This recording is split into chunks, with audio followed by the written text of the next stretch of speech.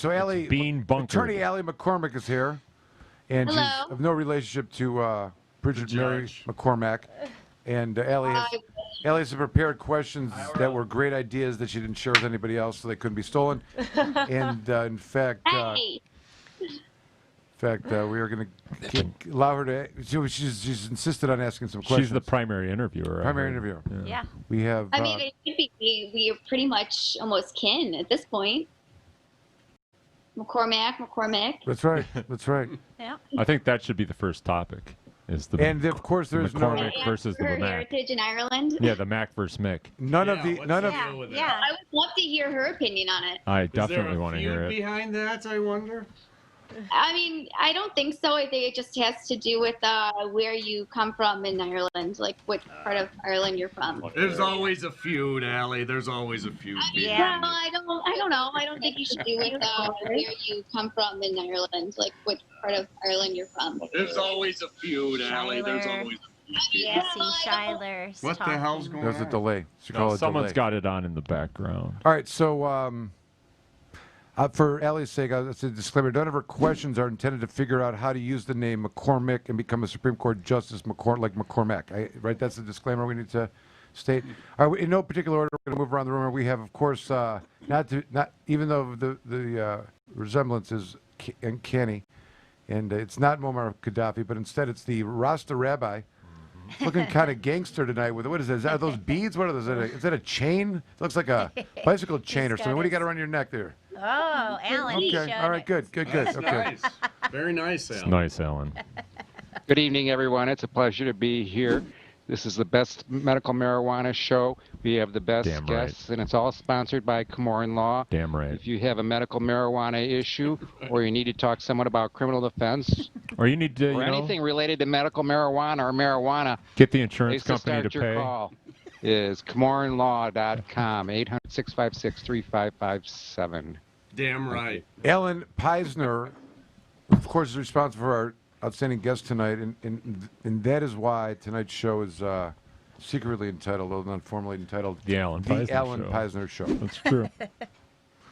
And go ahead. I took the pleasure and the initiative of inviting the guests, but I must say that the idea for our second guest tonight, Andrew Brisbo, was suggested to me by one of our other panelists, Alyssa McCormack. Okay.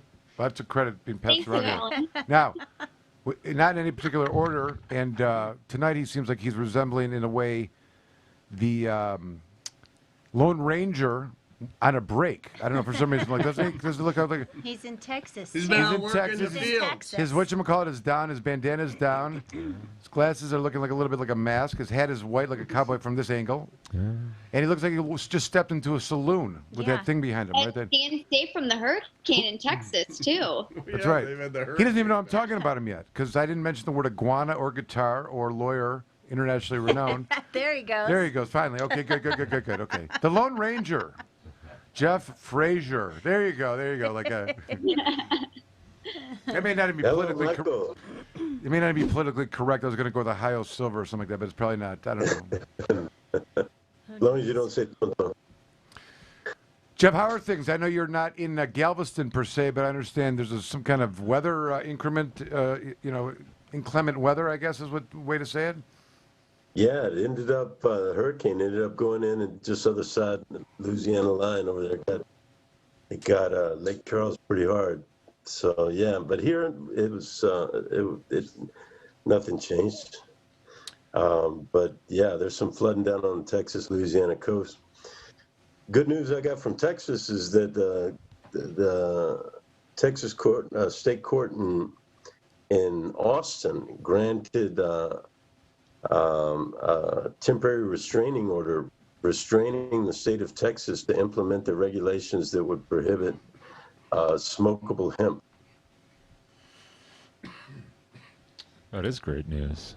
Does that mean that marijuana, the smell of marijuana, is no longer a probable cause in the state of Texas? Well, we always come down to it, don't we? But that's exactly why law enforcement was pushing the agencies to come out with this kind of stuff, because they basically say we can't tell the difference, and what are we going to do with all our drug dogs that can't tell the difference between hemp and marijuana? same old stuff. But a state judge in Austin enjoined the agency from enforcing the reg, pending final hearing in September. Why? Because hemp itself is not a controlled substance anymore? Right. Hmm. Well, and because it's actually under state law. The state constitution goes further by way of due process than the United States Constitution. And it protects against regulations that are so arbitrary and capricious and burdensome as to be oppressive to business. And that's what we claim that this is, that it's way too oppressive. Plus, the agency itself went beyond what the legislature said and banned the entire distribution and sale and transport of smokable hemp. So anyway, that's good news from Texas. The hurricane, not so good news, but it was fortunately, it was very strong, but it fortunately didn't hit in a population dense area. So hopefully we'll be okay. But Lake Charles, Louisiana took it hard. You know what's funny about the smokable hemp?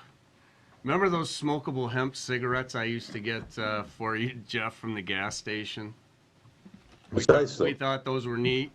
Those were made in Texas, I think. Dallas, Texas was where that outfit was from that made those cigarettes, the hemp cigarettes. Yeah, very, very likely one of the plaintiffs in this suit against the Texas government. Because you know what they're going to do? They're saying, look, man, you can't do this. We'll just go across the border into Oklahoma where we can. Right.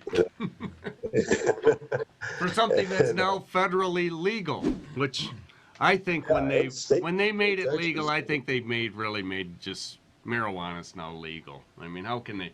We have cops running around with little meters now, trying to determine between hemp and maybe marijuana. Kind of like the old tint meters when they're checking for level of window tint.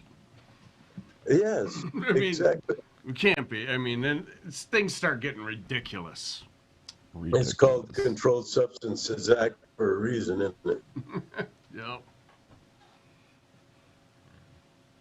We also have, and very important for the introduction, our dear friend and birthday boy, properly positioned in the center of all things here, on my screen anyways, the one and only Jamie Lowell. Jamie, welcome. Glad to have you.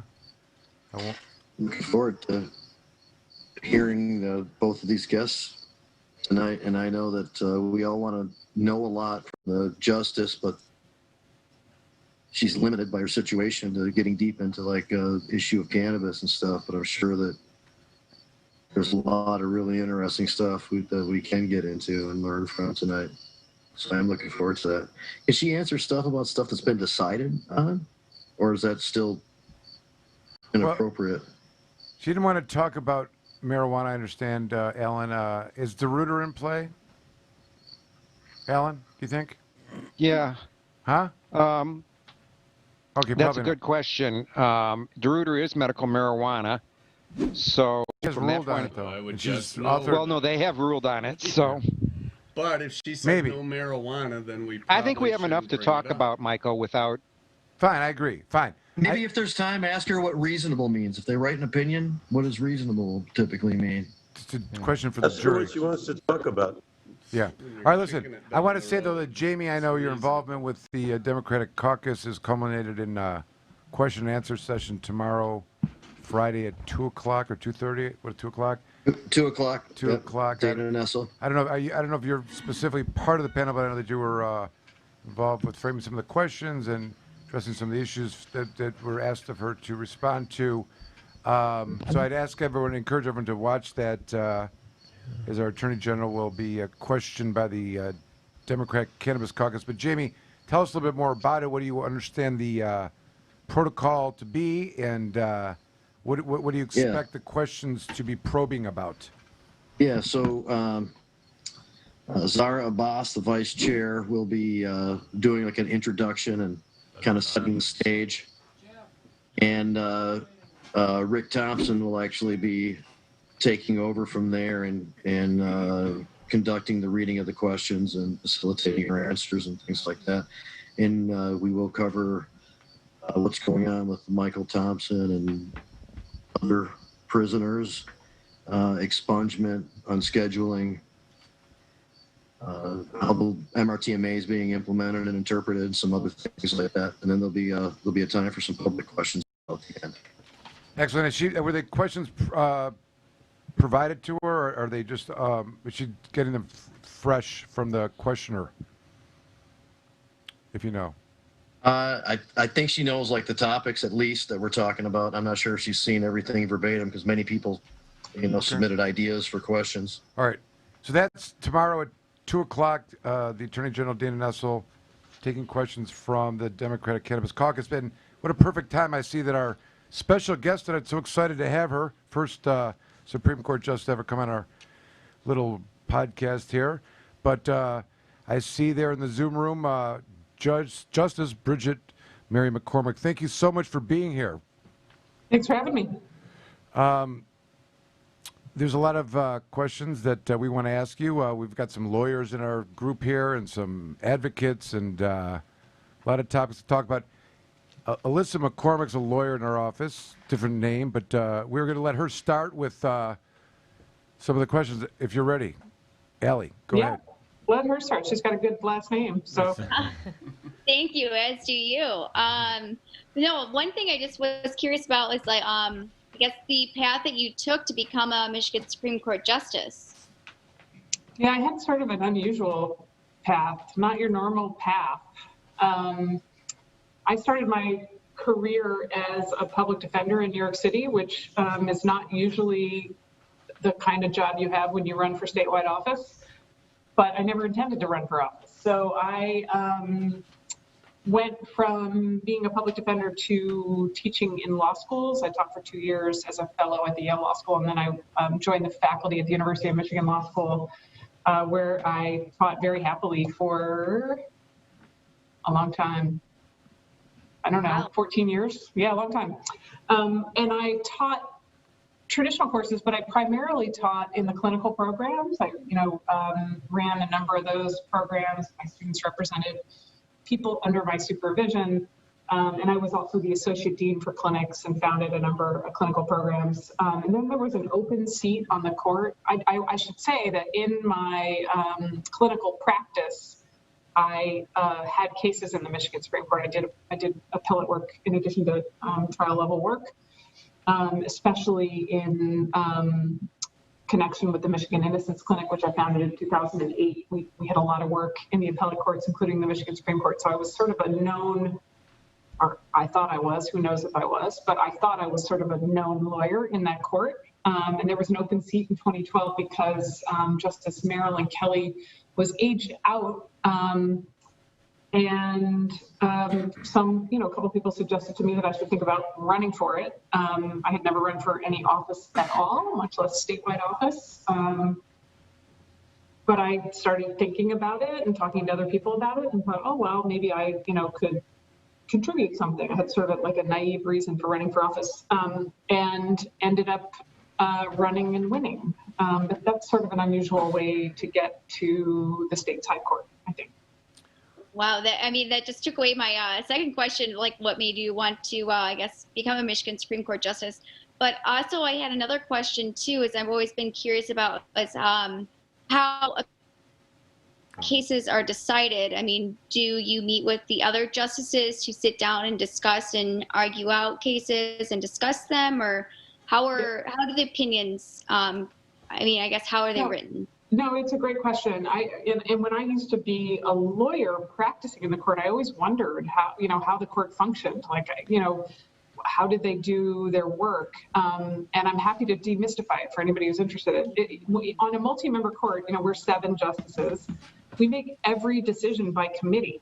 So my one vote is always just 1/7 of where something lands. So everything is done by committee, and that means we vote on everything. So the first question that comes to us is whether we should even hear a case. We get about 2,000 requests each year to take cases, roughly. And each individual justice and his or her staff reviews those and makes sort of a preliminary judgment about whether it's something we should consider taking or not. The ones that any of us think we should consider taking, we talk about together around a conference table. Well, it used to be around a conference table, now it's around a Zoom room. But we meet on Wednesdays, and we have an agenda. And the agenda has a bunch of cases on it. Cases that I thought were important for us to talk about, cases that Justice Viviano thought were important. You know, everybody gets to bring any case they want to that agenda. And from there, any case that 4 justices agree we should hear, we hear. And then once we've heard the case, it's been briefed and argued, we get back around the table and then we vote again. You know, who thinks the case should come out this way, who thinks it should come out the other way. And wherever the majority lies, somebody among the majority justices gets assigned to write the opinion. But they write the opinion, they circulate it, then we vote again. And sometimes, even after an opinion has been circulated, people change their minds. In fact, sometimes people who've drafted, a justice who's drafted an opinion changes his or her mind. There have been justices who, you know, were assigned the task of drafting an opinion, and just the process of drafting it caused them to change their view of the whole case. And so they'll come back to the conference table and say, you know, I was supposed to draft the opinion to say X. I no longer think that's the right answer. So somebody else can try it, or let me convince you why I don't think it's the right answer. And so opinions shift in the middle of, that happens regularly. Is a lot of that from the advocacy of the discussion around the table? Yeah. Yeah, or sometimes, you know, the authoring justice like digs in and, you know, realizes there's some like funky part of, you know, the analysis that doesn't really work out. And so they come back to the conference table and say, yeah, I hit a problem. Like, I thought the right answer was this, but, you know, there was this like step in the analysis that didn't work. What do you guys think? And yeah, there's advocacy around the conference table. Absolutely. I even though I know it's a, you know, it's not a political, you know, there's no political courts, but there's obviously understood kind of positions that people are going to, where they're going to fall. Is there ever a time in deciding what cases to take, you know, where like some issues may be important to you and some to say Viviano or somebody like that, you know, there's some negotiating, like I'll vote for you if you vote for me on these issues. Does any of that kind of stuff happen? Not really, no. I mean, there is definitely, you know, we will make pitches to one another when, you know, if I think Justice Viviano doesn't agree that we should grant leave in a case, and I think it's really important, I might call him the day before the conference and say, hey, hear me out on this case. I want to tell you why I think, you know, we should hear it. And frankly, if you have a good relationship, people are usually open to that. It's just the question of whether to further consider a case should be the easiest task, right? I'm just saying, let's hear it. Let's give it some more time so we can figure out if it's something we need to do something about. But everybody approaches each question on the merits. It may well be that sometimes, you know, people will give me their vote to hear a case, but they're thinking like, I'll hear it, but I think she's, you know, doesn't really probably have this one right at the end of the day. That's okay by me. I said, sometimes it turns out I wasn't right. I just think we need to spend more time with it and we should hear it. So I appreciate their willingness to do that. Now, I know you're running for re-election, and I encourage everyone to go to your website and view your, you know, the policy positions and things that you've mentioned here. But I'm reading a lot of your things that you're interested in, issues as being criminal justice reform oriented, which seems to be a discussion in our you know, marketplace of ideas more now than ever before. And I know some of your main theme is the access to the courts for litigants, if I'm not mistaken. I know there's many that in ways that I think you've outlined here. And let me say this: I practiced criminal defense for 25 years. I practiced 27 years. Still have a lot of cases. So we love criminal defense lawyers, and I'm glad that that's the journey that a criminal defense lawyer could end up on. And but with that said, I'm interested to hear your take on the Michigan trial court's funding system's conclusion that it's broken. The criminal justice system is broken because the district courts, 70% of their budgets are funded to fund the other local governments and from court revenues. And if I'm not mistaken, I'm talking about this Michigan Trial Court Commission. Funding appointed- Commission report. Yep. And Judge Boyd was on it. There's a number of different judges all throughout the state, and they all, recommended that the courts, that whoever reads the report, that they follow the recommendations. And the point I wanted to make was that the district court judges, district courts, I know it's one court of justice, but if you remove the circuit court, you've got the district court left, 70% of their budget is paid for by court revenues from the litigants in front of them. And the conclusion of that is that if that is not bias or, prejudice, there's the appearance of bias, because if it, it's like the judge that's, you get paid if you sign the search warrant and you don't get paid if you don't sign the search warrant kind of analysis. But what are we going to do about that? What's going to happen here? It is an enormous fundamental problem. I mean, we're losing the consent of the governed, right? I mean, this is not a sustainable system. Judge Boyd was the chair of the Trial Court Funding Commission. He's now the state court administrator. I brought him in-house because I think this is such a fundamental issue that we have to figure out. But it hasn't squarely come to the Supreme Court as a legal question, the question of how can a judge whose livelihood depends on what income comes in be a fair arbiter of what a proper, fine or fee is? Because we had a set of affidavits in the Cameron case from the district judges, but that particular question wasn't in the case yet. But I wrote a concurring statement, so I'm on record and happy to discuss my view that when it does, I think that's going to be a very hard question for the Supreme Court to answer in any way that doesn't reveal this fundamental problem in the trial court funding system. Well, before we had a pandemic, and the state budget wasn't in the toilet where it is now, there was bipartisan interest in the legislature at figuring out a way forward with the Trial Court Funding Commission recommendations. In fact, there was a bipartisan subcommittee of legislators working on what order they would sort of work through those recommendations in. The budget situation now has changed everything. I haven't had an update on where all of that stands because it's expensive, but it'll complicate it a little bit, that's for sure. I mean, I know that the case you mentioned dealt with the amount of fines that are being levied, but my takeaway is that those that are making the probable cause decisions at the district court for felonies, those that are making bench trial decisions or motions to dismiss on a drunk driving or whatever, inherent in those decisions is this bias or appearance of bias. Do you think, is that the kind of thing, is that what you're talking about? It hasn't made its way to the Supreme Court where some criminal defense lawyer alleges, Judge, there's an appearance of bias. Here's the trial court commission offering his exhibit. And it's not the defendant or his lawyer's allegations. The affidavits in our case were from the judges who said they were in they were conflicted, that they could not, it was not possible for them to do the job that they swore they would do given the position they were in. So it's not just a criminal defendant saying this is a problem, it's the judge herself. Right. The affidavits were stunning from the district court judges on that topic. I'm brave, in my view, but a real problem for that system. And the judges are put in a really precarious position because those funds are driving their budgets, and you take away the budget, and then what happens? The court can't function.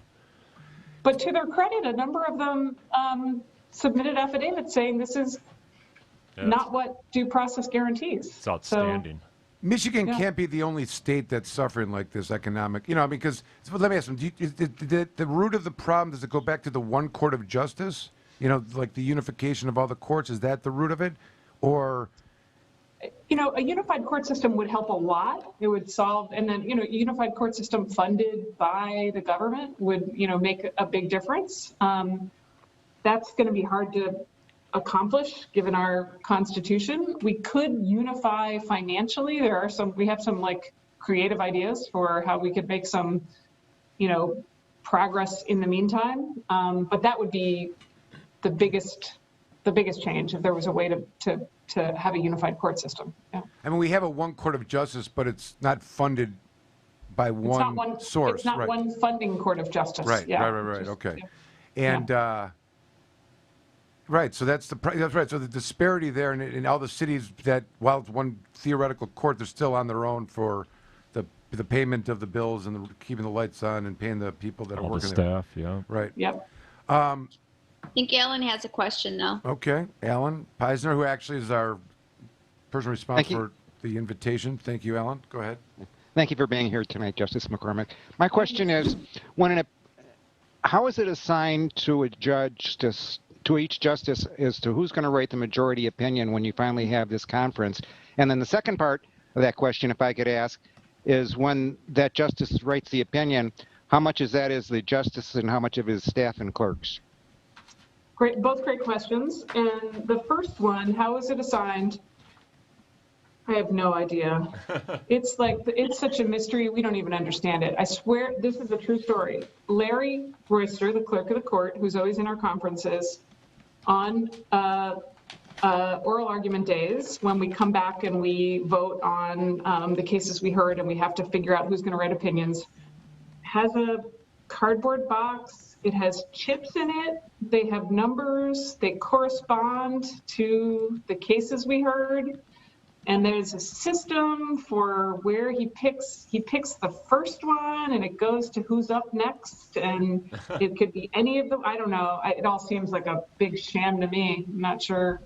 We're literally, all of us are like, Larry's just pulling a fast one. We think Larry Royster assigns the opinion, as far as we can tell. I will say that even though we still go through this like randomly assigned opinions, we sometimes will make trades. If I get assigned case number 1 and Justice Bernstein gets assigned case number 2, but he really wants to write 2 and write 1, and I don't mind writing 2, we can trade.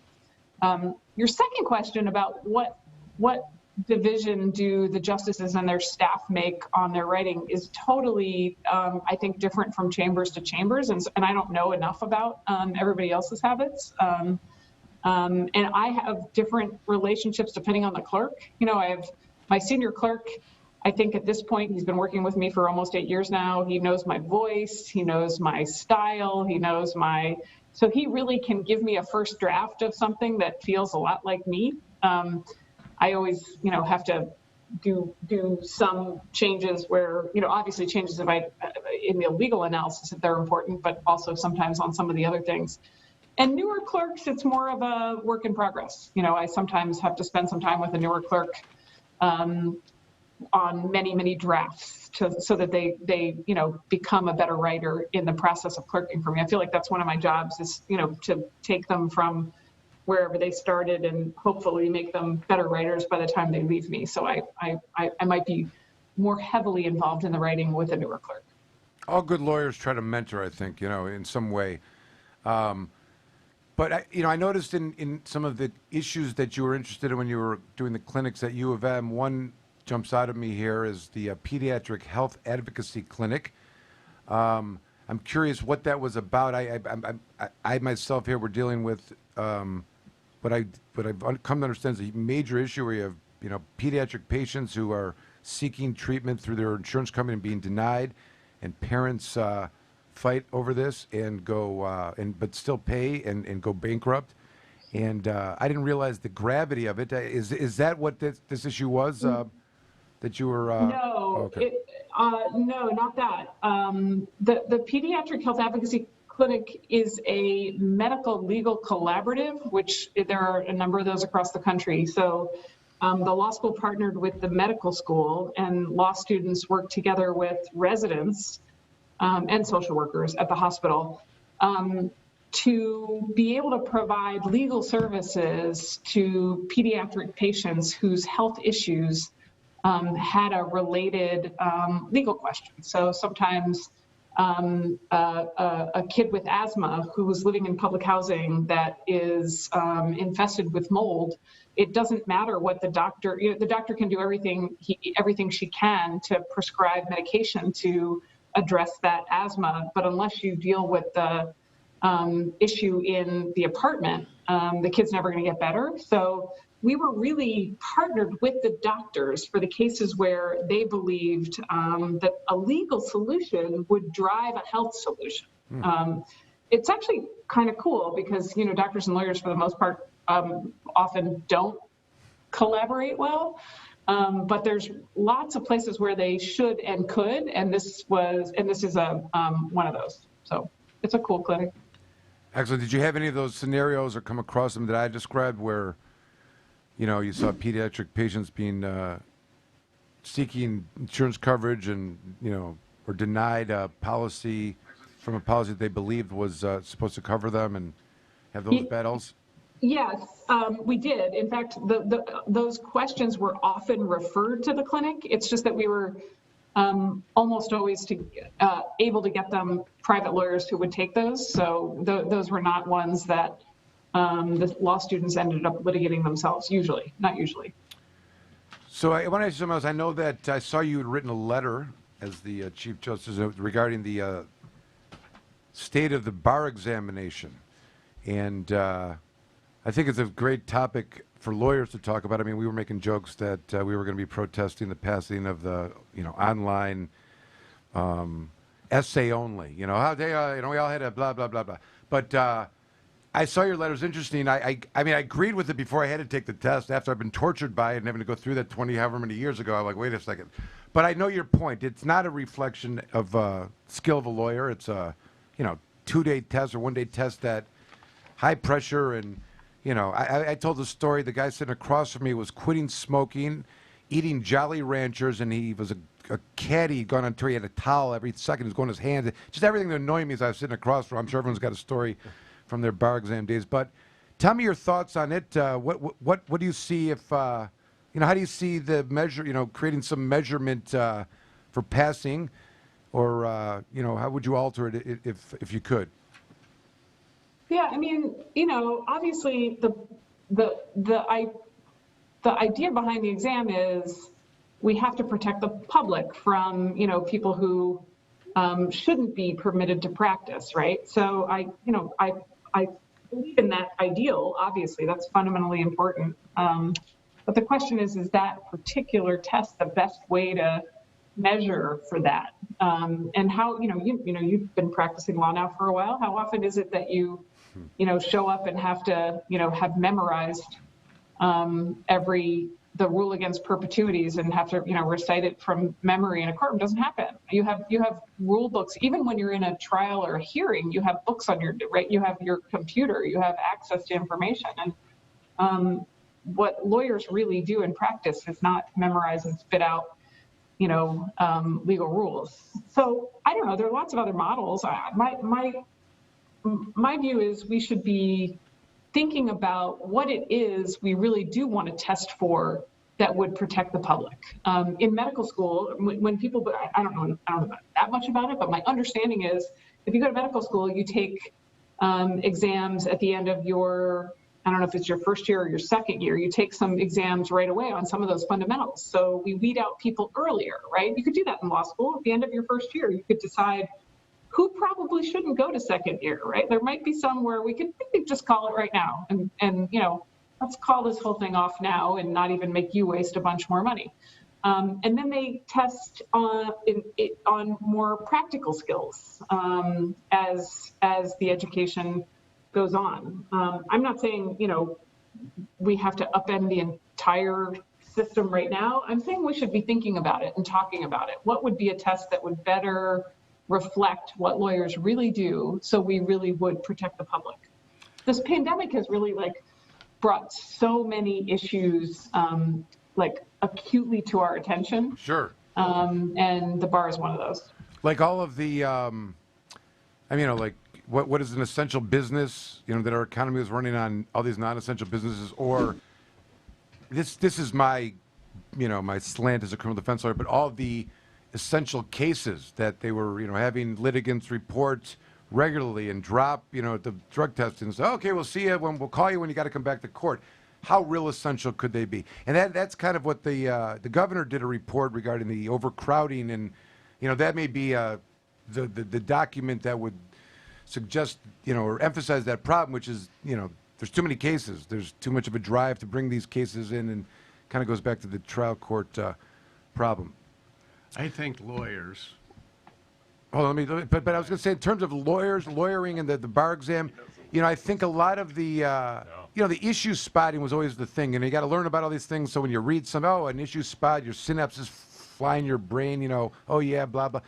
But that was always my takeaway, the whole law school thing, they're just dumping a lot of information in, and, but I will say this about the bar exam. It is a testament to the human brain of how elastic it is and how much information you can take in. You know what I mean? And you have to realize that it's there, and then you start with all these books and you kind of narrow it down to one or two, and you got a blank piece of paper and you read some, bam, it's flying out of your brain. It's a phenomena of how the human brain and can work and analyze. Not saying that that's a test. I'm just saying it's an interesting confidence boost of how humans can use their brain and its capacity to elevate, when tested. But that's not really. I think that's right. I just think it's, every once in a while it comes to our attention that we could rethink how we do things from the ground up, and this is one of those times. Absolutely. So, what do you think the other? Obviously, the different justices may be interested in issues as they come before, and you're asked to decide whether you're going to grant their, to take the case.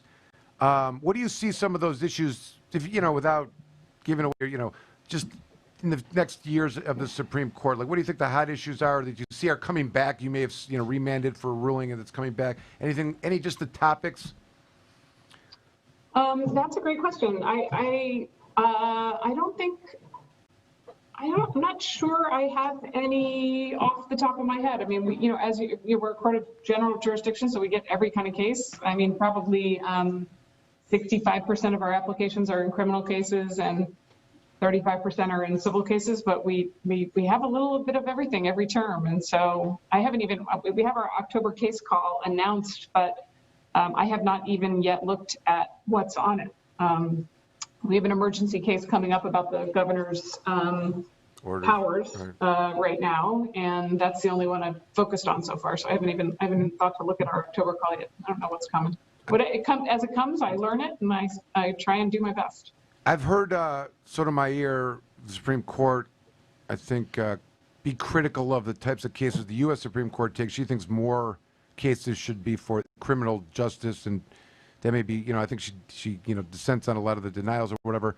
Is that same divide exist amongst your peers?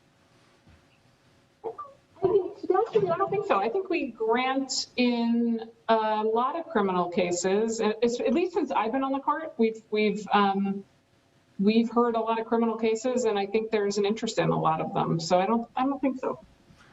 What is the most important thing a lawyer appearing before you for oral argument should be aware of? That's a really good one. I think understanding thinking about your role as helping us with the hard questions. Lawyers who come to the court prepared to argue often have something prepared that they really want us to hear, and it's usually a waste of your time. You should usually just get right to our questions. I think the best advocates will waive their free fire zone and ask us to ask questions right away, because we have them by the time it's time for oral argument, and you're way better off spending your precious minutes finding out what it is I'm stuck on or worried about, and then helping me with it, right? Because you probably do have something that will help me with the question that I'm struggling with. So I think the most important thing to remember is we show up with questions, and you're way better off trying to get to those questions and help us with them. So talk less, listen more, so that when you do talk, it's really, really valuable. And if I'm not mistaken, sometimes that question that you want to ask is for your own edification and also for the other justices to hear it, to kind of, if whichever way, whichever way you may be leaning. That's definitely true, and I will say that we often learn sometimes more from our colleagues' questions than anything a lawyer said. You know, sometimes a colleague will ask a question, and I think, "Hi, I didn't even think about that," and it gets me thinking about something that's worth my time. So yeah, the questions are important. Has there ever been a situation where the answer to the question was the wrong question, the wrong answer, and you had a different, better answer that, you know, even though the attorney was arguing this is... I've seen it happen that sometimes a justice will have a better answer than an advocate will, and sometimes he or she can't help himself or herself, and they'll say, "Isn't a better answer to Justice Viviano's question, you know, blah, blah, blah, blah, blah." And usually a smart advocate will say, "That is a really good answer. I like that answer." I guess another way to ask the question, you know, can a lawyer blow the case with their answer, you know, or where the justices save them, you know what I mean? Or win the case, maybe, you know, with a great answer. I have seen many lawyers snatch defeat from the jaws of victory in that group. It happens. It definitely happens. I've also seen lawyers change our minds. That happens too. I mean, not in every case, but there will definitely be a case or two on every case call where the majority of justices were leaning one direction and the argument changed our minds. So better straight and sweet and to the point. I think just be really keen on making sure you hear what we're struggling with and try and address that. And hone in and keen on that. Okay. Yeah. What's happened to the right to confrontation with this COVID-19 crisis?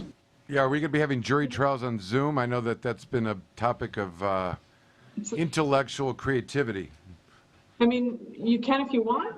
Definitely something we can accommodate if you want it. A criminal defendant can't be forced to do it. We issued an opinion this term, unanimous opinion. I wrote it, People versus Jemison, that said remote video testimony does not satisfy the Sixth Amendment. So it can't be forced to do it. But if you want to do it, we can accommodate it. I've heard they're trying to do voir dire now. I mean, that's one of the, like, I know, I understand the judges across the state were asked to kind of, you know, draw us your best picture of what this could be. You know what I mean?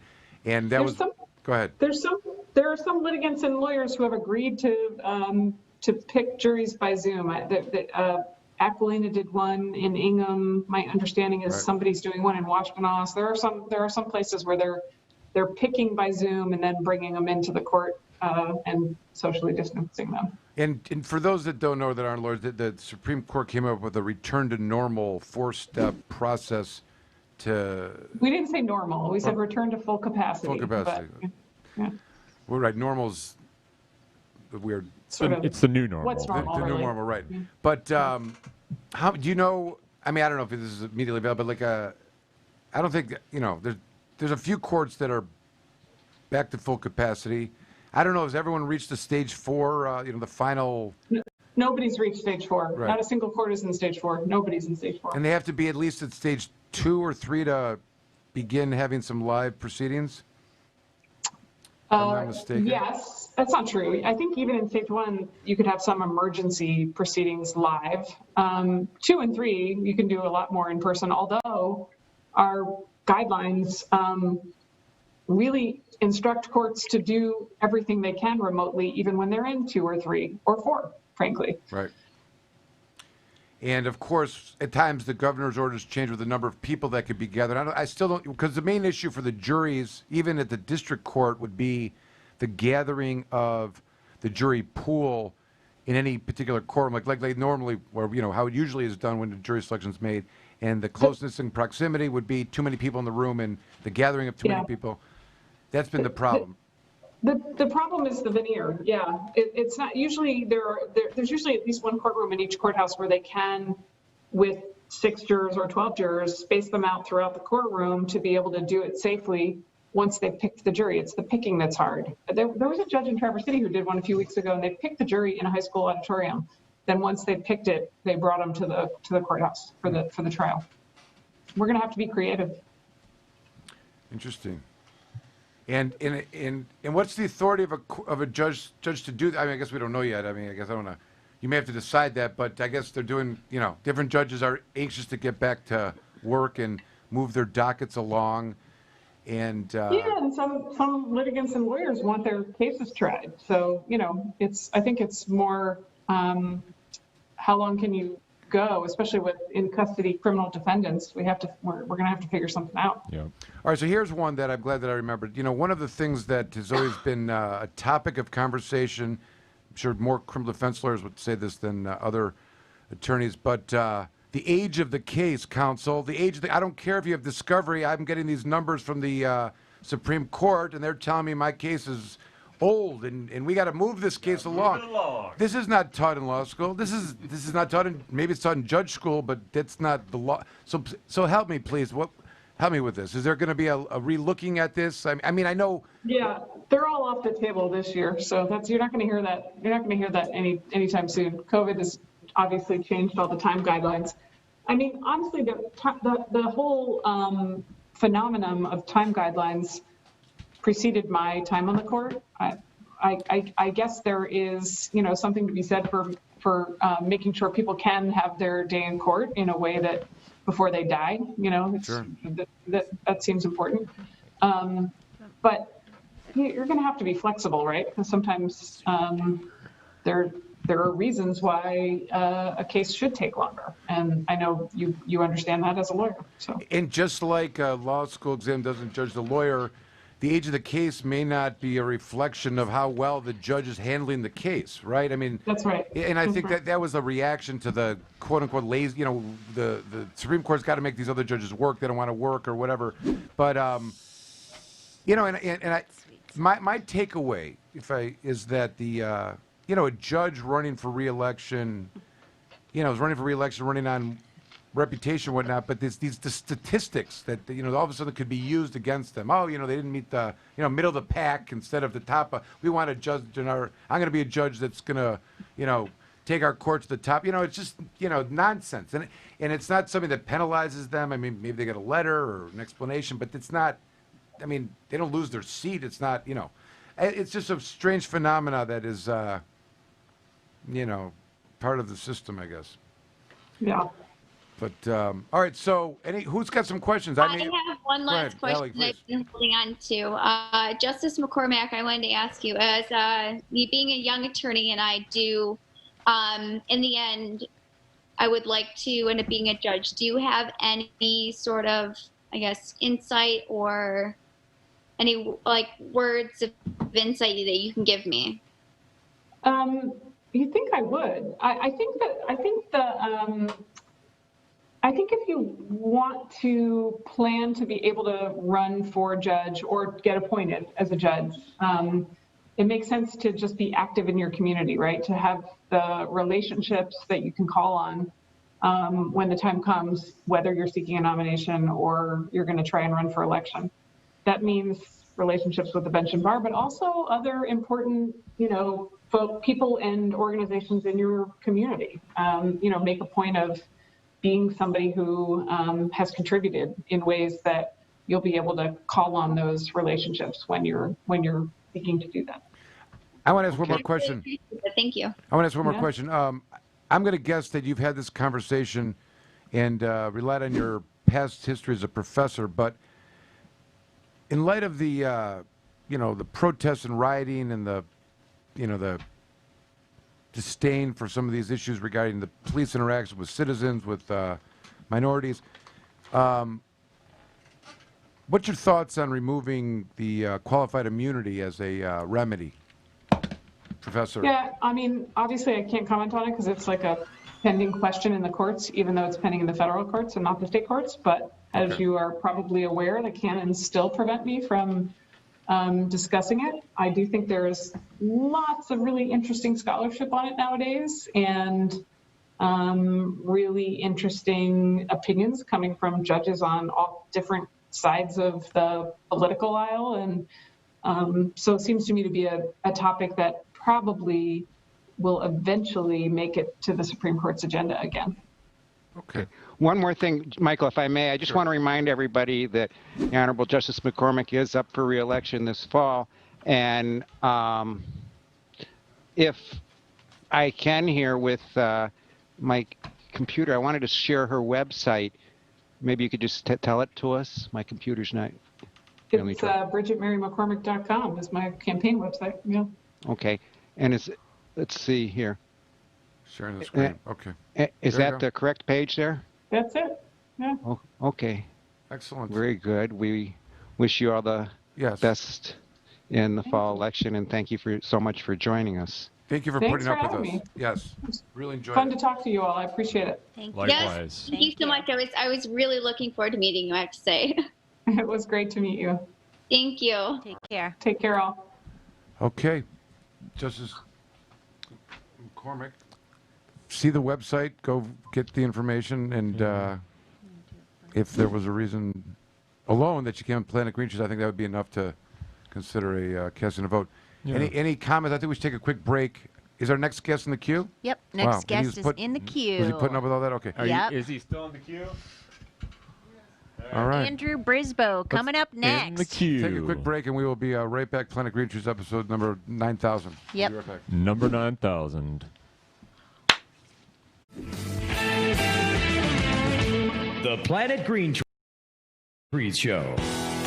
Join the Michigan Medical Marijuana Association today. MichiganMedicalMarijuana.org. The MMMA is focused on the well-being and safety of medical marijuana patients. The MMMA site provides the most comprehensive and up-to-date news on legal issues, politics, research, cultivation, as well as the various strange products and methods of cannabis use. Come join the discussion with the most knowledgeable and passionate advocates in Michigan today. MichiganMedicalMarijuana.org.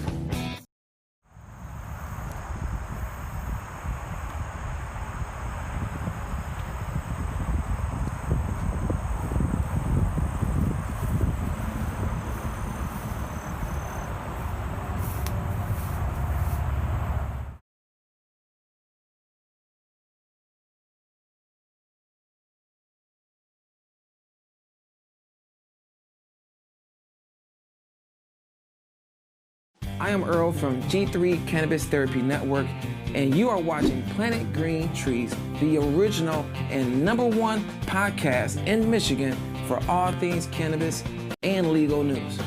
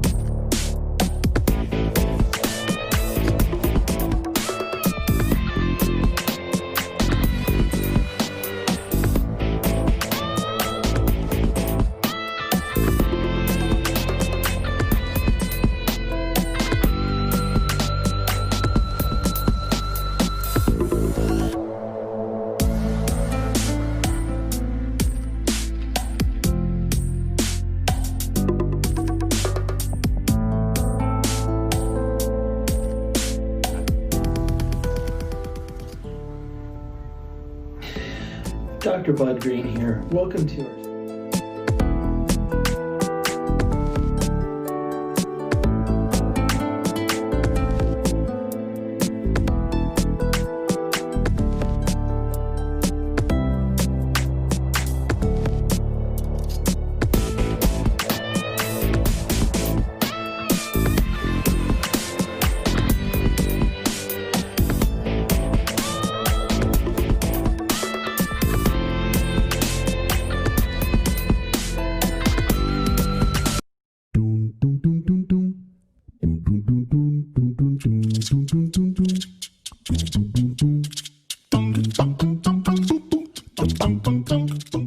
Hey everyone, it's Amanda Jocelyn from the Planet Green Trees, and I'm here with the Amanda Report.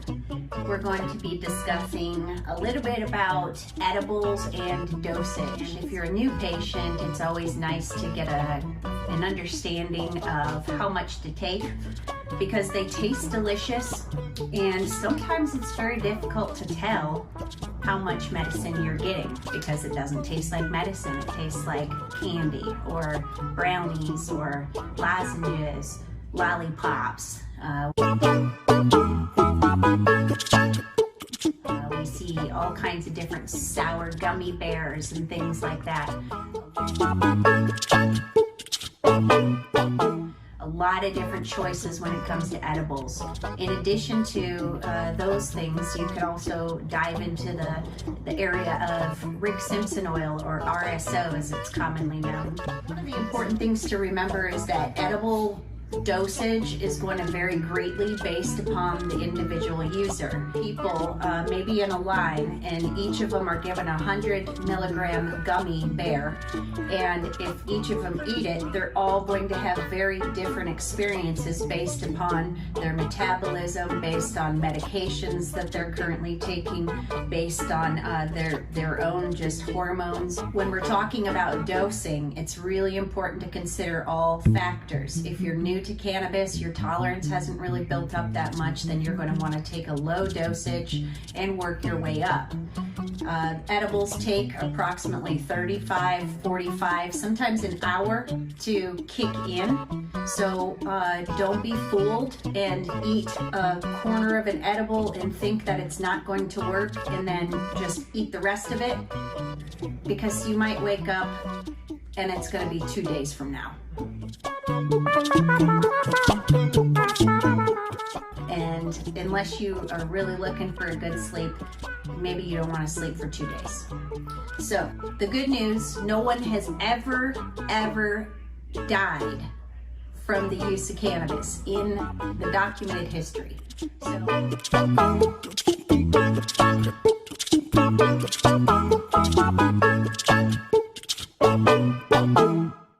Edible is a great option to go with, and there are all different types. A basic dosage starts out at maybe 15 milligrams, and to treat chronic conditions, we go up to 100 milligrams and over.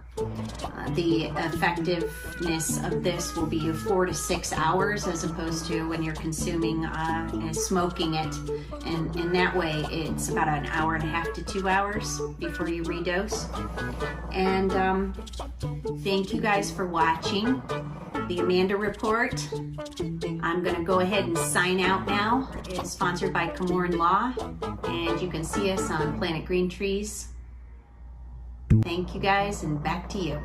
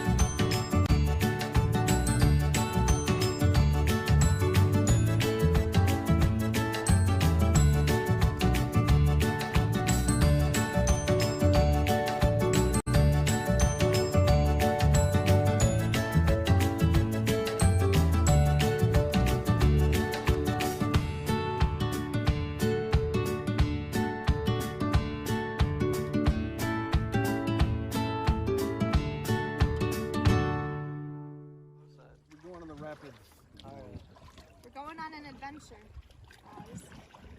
I'm gonna tuck my feet on.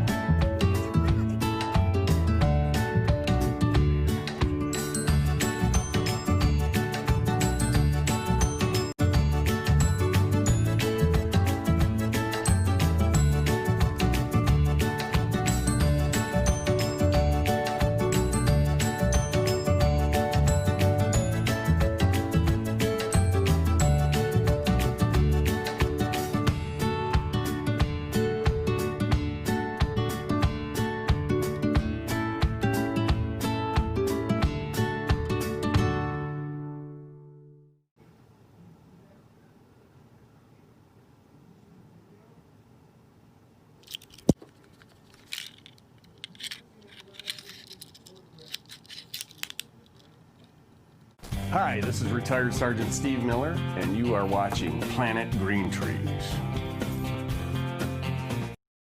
Here's Michael Camorn at Green Trees.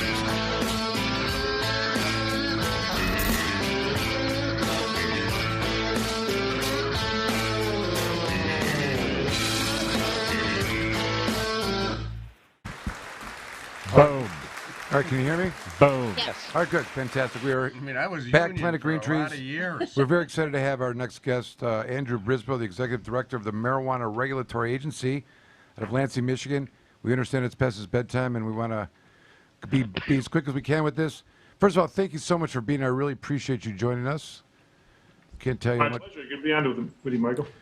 And we have a bunch of cannabis advocates. So you need to know Jamie Lowell. You talk to Lissa and lawyers and around surrounding me. But want to ask you a few questions. First of all, dispel the rumor, if you can, of that the requirement that the LARA will only grant licenses to recreational applications if you have a medical MMFLA license first, or at least until December of 2021. There was some talk that was a consideration that may be lifted, and the MRA does have the authority to amend the rules to move the program forward. That's not the exact language, but that's the idea.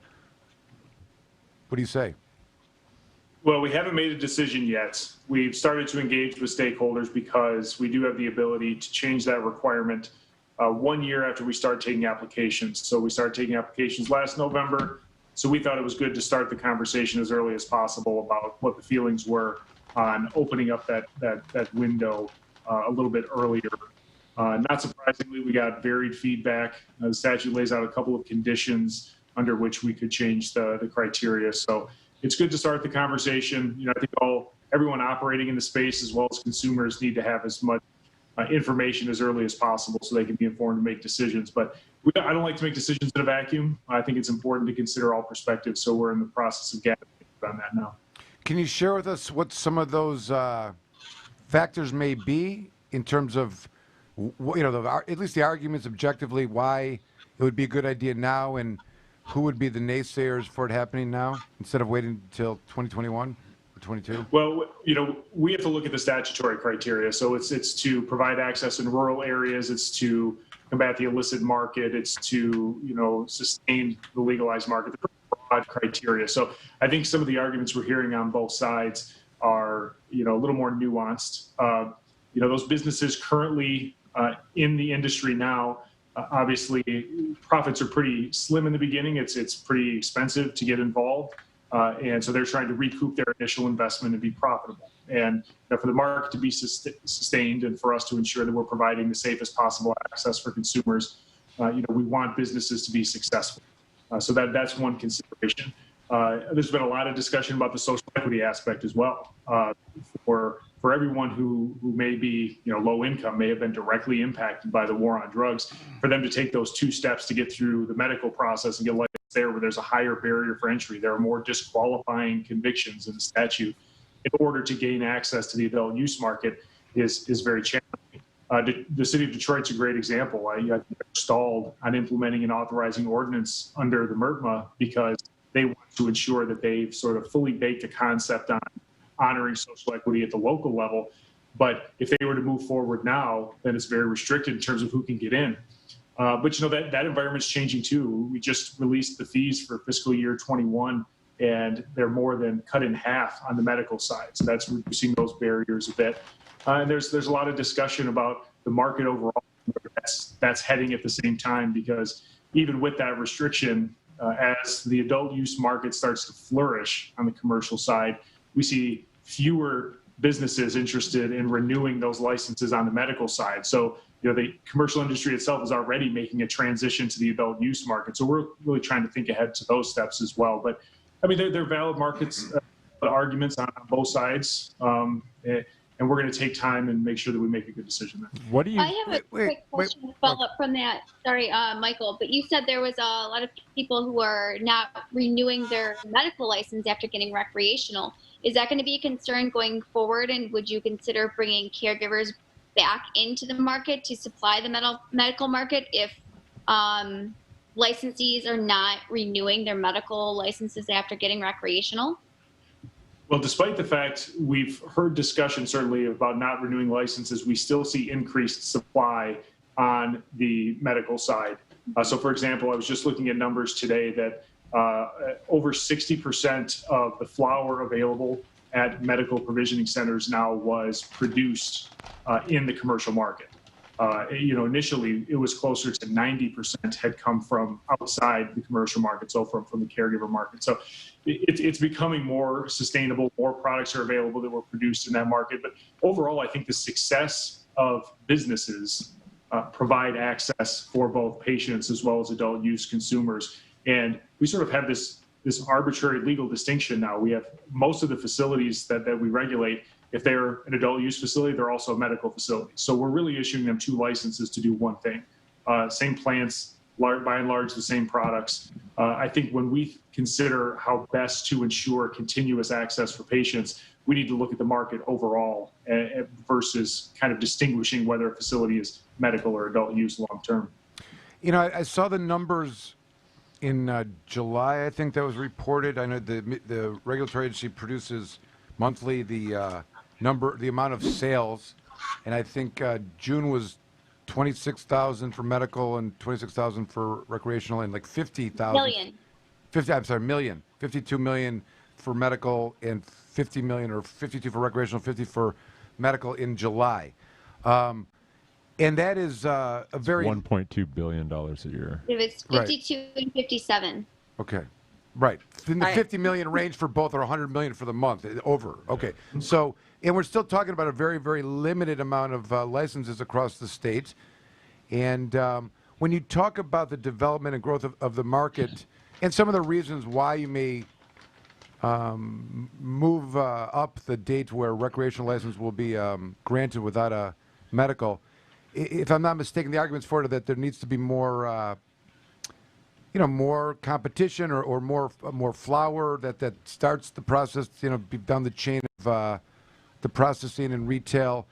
Am I right about that? Has there been if we're just at 60% now, that's a highlight in the program, right? It's the highest number it's been that's feeding the program. But there still remains challenges for the supply. Is that true? Well, I would say that the supply being produced in the commercial market is not yet at a point where it's meeting demand. Day one, consumer demand in the adult use market was over 3 million people. No, we do not have enough supply yet to meet that demand. But as we've moved forward in the program, in this year specifically, we see a tremendous increase in production. So the number of plants in production, if we combine medical and adult use growers, has more than doubled over the past 3 months alone. So we really see a lot of that investment coming to fruition. Those grow operations take a long time to stand up, even post-licensure, and certainly to be viable and producing on a regular basis takes a bit of time. But that's all kind of starting to come together all at the same time. So, we look at the growth in the market. These are the numbers that have been stuck in my head. The last month where we just had medical sales was last November. There were $26 million in sales. 4 months later, the month the pandemic hit in March, we had 52 million in sales. And then, as you said, in July, we were up to 109. So, that escalation of the market is pretty astounding. And the supply behind the scenes, the production and the number of plants that are being grown in these commercial facilities is growing at an even faster rate than that. So I think we're getting to a place where the market's going to be sustainable on its own. Then we just have to look at how the agency kind of pulls back on our role in kind of determining that market and just allows it to work on its own. And listen, I realize that what we're talking about is there's no blame to the MRA. I'm not saying it that way. I mean, the way you had retail places that were open without a supply licensed person or any plants to and adjustments had to be made, and how long does that go on for? I know this has been part of the discussion and debate of how to make sure the system's at least functioning, and then how do we fix it in the way that the legislature intended it, so that it has that the licensed individuals are the ones that are supplying the market. And the things you're describing are success marks, time stamps of the thing be working and sales happening, and sales tax, and businesses seeing the reward of their labor and investment and whatnot. And I was really asking the question for like the amount of room still for people to get in. Like if they did open the, is there such a, I mean, that's a lot of money that's been passed back and forth. And if you have X amount of more licenses, what's that going to do to the market? But so that's really what I'm asking, I guess. How much more room is there for adjustment? And even if you did that, they still don't have a lot of inventory of locations where people can go or where a facility can take place. So I know that's not really a question, but if you can figure something out to answer in there, please comment. Sure. I think there are a couple aspects of that. One is if we continue to have sales at the pace we're at now, so about roughly 25 million per week between the two markets, we'll have a total market in the state in calendar year 20 of about 1 billion in retail sales. We just commissioned a study through Michigan State looking at the market overall in Michigan, and they estimate the total market value to being about $3 billion a year. So that would put us about a third of the way there. So there's certainly still room for growth and more participation. The biggest saturation point and limiting factor we've had at this point is municipal participation. So we are starting to get to a point where the number of eligible sites or approved licenses within municipalities that are authorizing operations is getting saturated. So there'll need to be more municipalities participating in order to open up those opportunities. That's going to lead off into my question I wanted to ask. As you're saying municipalities are opting in, and so and you were saying earlier that there is a shortage in supply. So I guess what is the state going to do if municipalities aren't opting in? There's a shortage in supply. I mean, what's the state's response going to be towards that, as far as either MMFLA or MRTMA?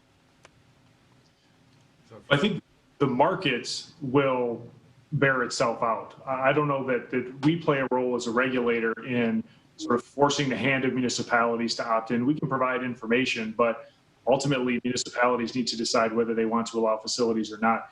And even from the very beginning, we saw some municipalities, their major concerns seemed to be with retail operations, but they were willing to get in on the supply side. Now, obviously under the MRTMA, the tax incentives don't benefit municipalities if they don't allow retail facilities. But I think we're starting to we continue to see trends in that direction as well. I think there are a number of municipalities that are on the sidelines waiting to see what happens in November in terms of opening the market.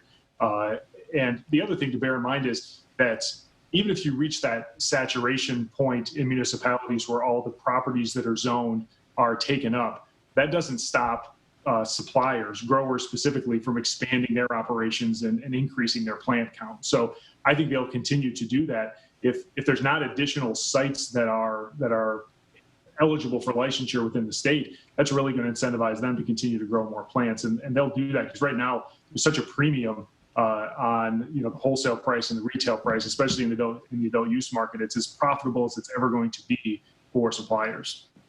Well, I mean, I know there's going to be probably, a shortage as far as medical goes. I mean, is there, obviously there's incentive for a lot of people to go recreational. It opens them up into a whole, another market for the state of Michigan. But as far as medical goes, I mean, is there going to be any sort of incentive for this, the state itself to try to open it up back up into caregivers, or no?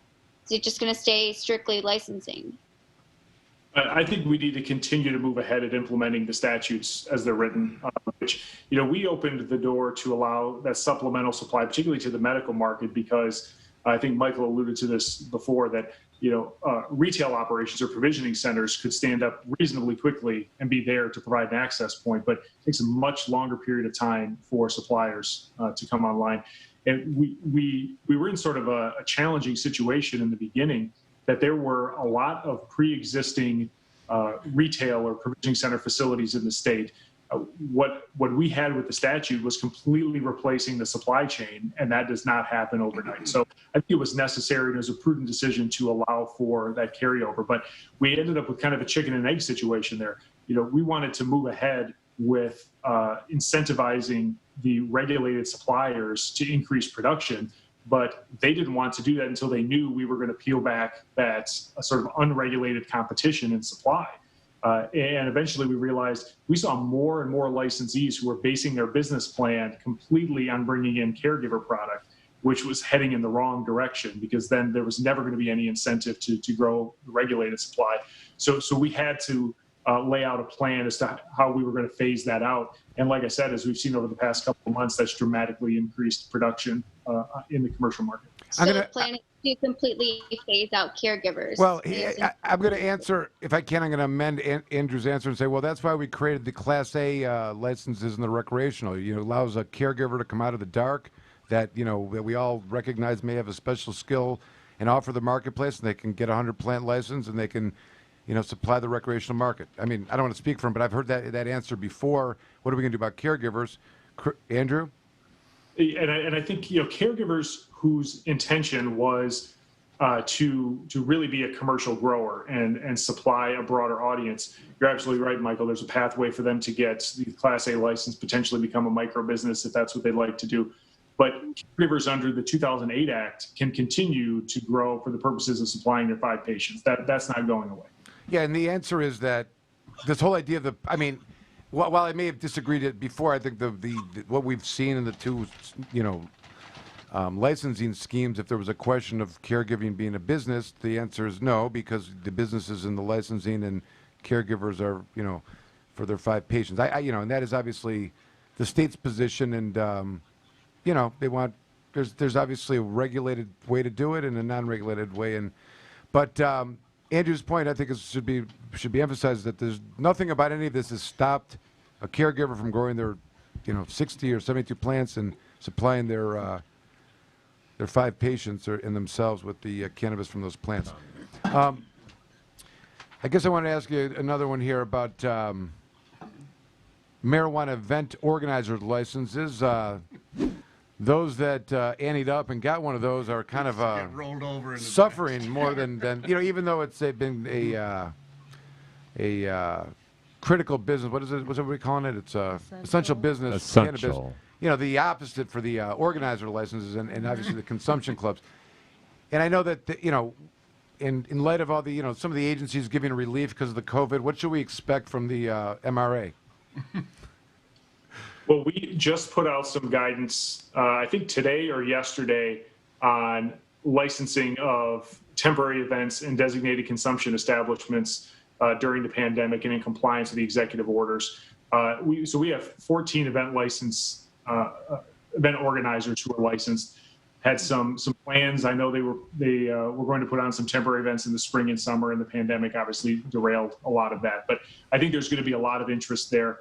I think there's still a lot of interest in the designated consumption establishments as well, but some of those proprietors are really trying to figure out how do you make that profitable, and that is a little bit challenging. We thought that was an important aspect of the implementation, that there be a place where individuals were allowed to consume that was a safe haven, particularly for tourists. Otherwise, you're kind of trapped into doing something illegal if there's nowhere you can go to consume products. But in and of itself, just being a place where people can consume marijuana products, I think a lot of folks are struggling. How do you make that profitable? And explain that a little bit more, because I know a question has arisen in terms of the supply to that particular establishment. Mm-hmm. Is supposed to be bring your own and use it, or giveaways at the location, or someone that's purchased from a regulated facility can resell. I mean, what is the concept there? If you can, the concept really at its heart is a place to consume. I mean, that's the heart of it. But we do allow for delivery operations to deliver to those locations. I think we'll likely see some plans where those are co-located or closely located to retailers as well, so you can make purchases and head in there.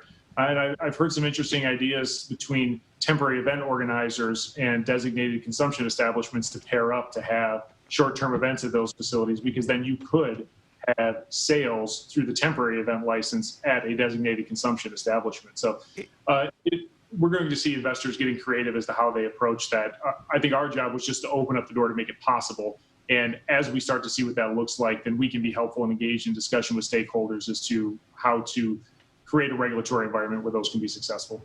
There's no way that the sale of a licensed facility could take place, or they could be like a vendor, rent a spot and sell their dispensary cannabis that they have a license for in another, county even. That's not intended, but you're saying maybe down the future, or not. What would your thoughts No, be? that's allowed now. If they get a temporary event license, No, I know that. they can have sales. Of course, but I'm saying the consumption lounges.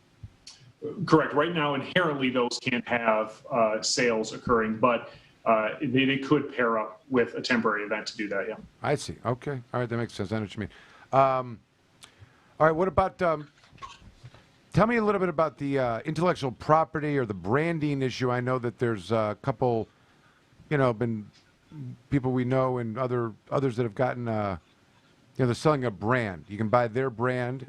They may not have a license to sell marijuana, but they have an intellectual property contract or some kind of a brand, and you can buy it, and they're getting, they might be getting paid for the sale of the marijuana, but the use of the brand or the licensing agreement or whatnot. Can you explain that a little bit, what the process would be if someone had some kind of, branding interest of intellectual property that they wanted to facilitate with the state?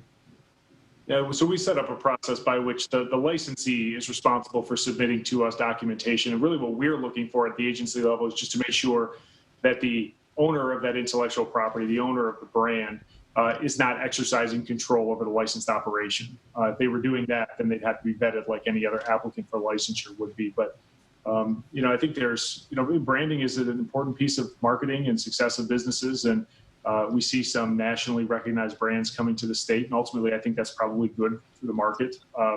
The products that are being produced in Michigan are still subject to Michigan's standards, Michigan's testing requirements, and so forth. But we want to be as free as we can for businesses to find ways to be successful.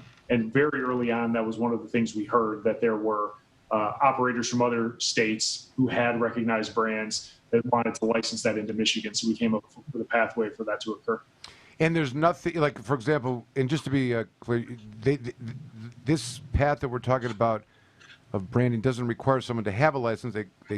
There's a contractual relationship, which could even include the percentages of the sale of marijuana that sold, or all of the marijuana that's sold, or, under this brand name in this particular package. They just can't have an ownership interest in the entity. Correct. Yeah, we've been pretty flexible as long as the terms make it clear that control is still vested in the licensed entity and the people operating that business, and that if they have any provisions that may allow for direct investment, that's all subject to being approved as an applicant for licensure would be. Now, other states have had some requirements in terms of the contractual relationships that the licensed entity and others get into, including employment, including these kind of, investment of some kind, or even, all the other accoutrements that one may contract with a business. Most, if not all, of the contractual relations of the entities are not something that's overseen by the MRA. Is that correct?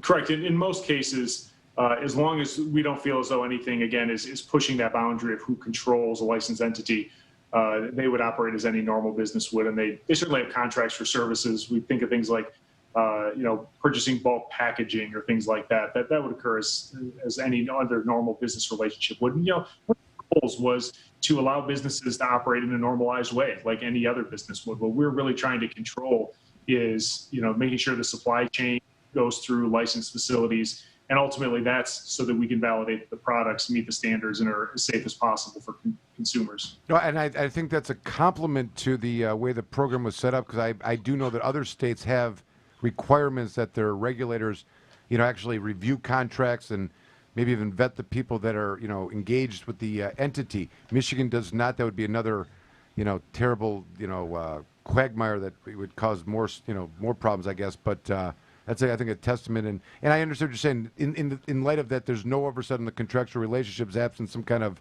fraud or deception, and the clearly identified things. The MRA doesn't. They invite you to engage in capitalism. Contract people to work and participate and hire. I mean, there's certain rules of who can work where within these facilities, but generally speaking, that's a fair statement.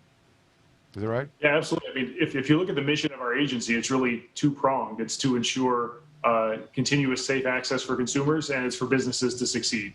So where we feel as though we can be free to let businesses engage in relationships and pursue avenues to be profitable and successful, as long as that doesn't compromise consumer safety, we want to let them do that. Cannabis-infused drinks, allowed or not allowed? Not allowed at the moment. It's a hot topic.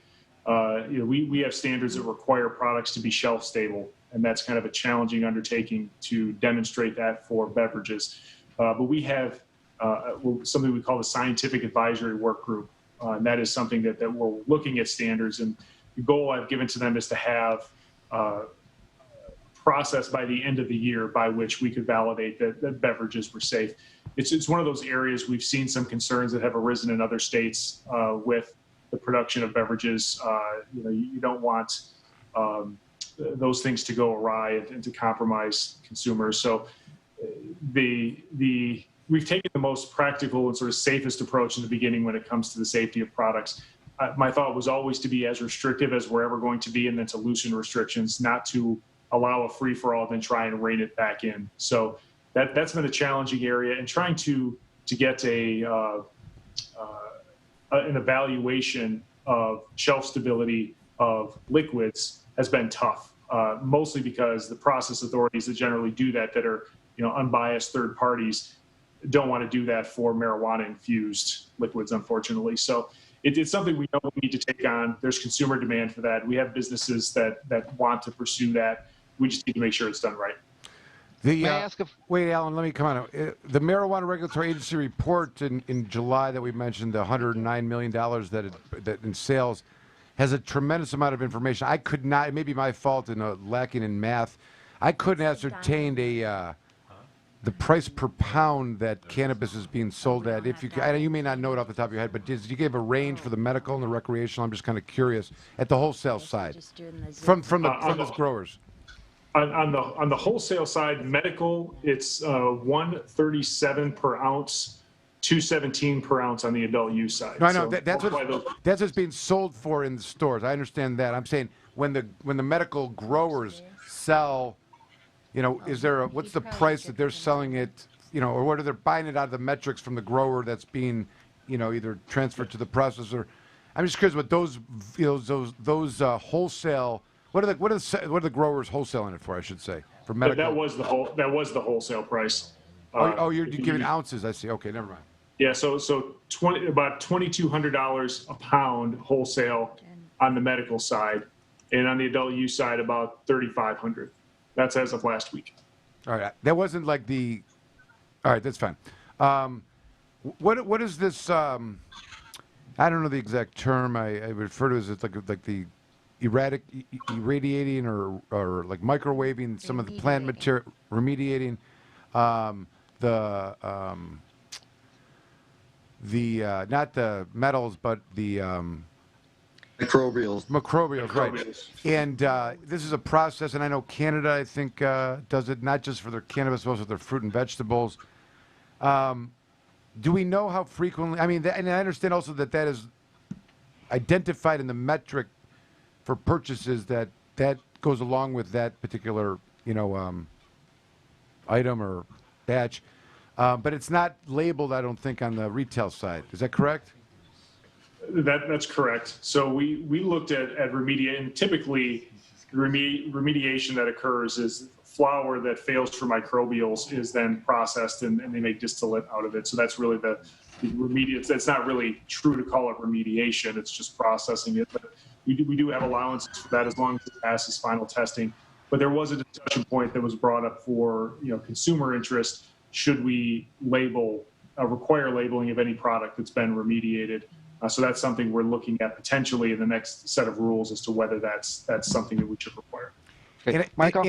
Well, let me just, Alan, you can go. I promise. I'm talking about that. Sometimes the flour is remediated to kill the microbes, and then it's still sold as flour. That happens, right? It does. Yes. Okay, that's all right. Okay. Fine. Go ahead, Alan. Okay. Thank you. The question I wanted to ask goes back to what Michael was asking you earlier about infused drinks, and I understand now your concerns with safety and not allowing them. But I wonder how that reconciles against the Medical Marijuana Act that specifically does allow them under Section 4 and says the equivalency is 30 ounces of infused drink for 1 ounce of usable marijuana. Well, so the 2008 Act doesn't have any commercial allowances at all, but it does set forth a mechanism for evaluating how much of an infused liquid is equivalent for the purposes of possession. And I think marijuana infused products, as they're defined in the Medical Marijuana Facilities Licensing Act, as well as the Regulation and Taxation of Marijuana Act, certainly at least implies that beverages are allowed. What we're struggling with is how to develop standards to ensure they're safe, but we're going to get there.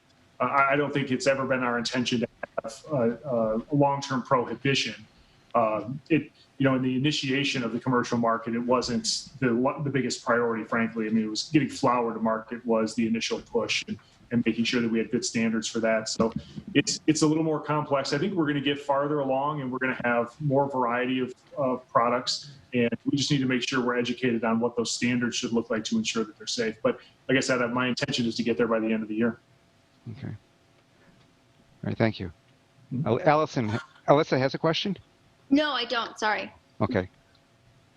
What about the social equity program? How many, has any licenses been given in that regard? I mean, there may have been people that have qualified under the social equity, let me back up. The social equity program allows someone to get qualified with that title, which would enable them to receive discounts for the licensing, for the license application, not the application, but the license, I think.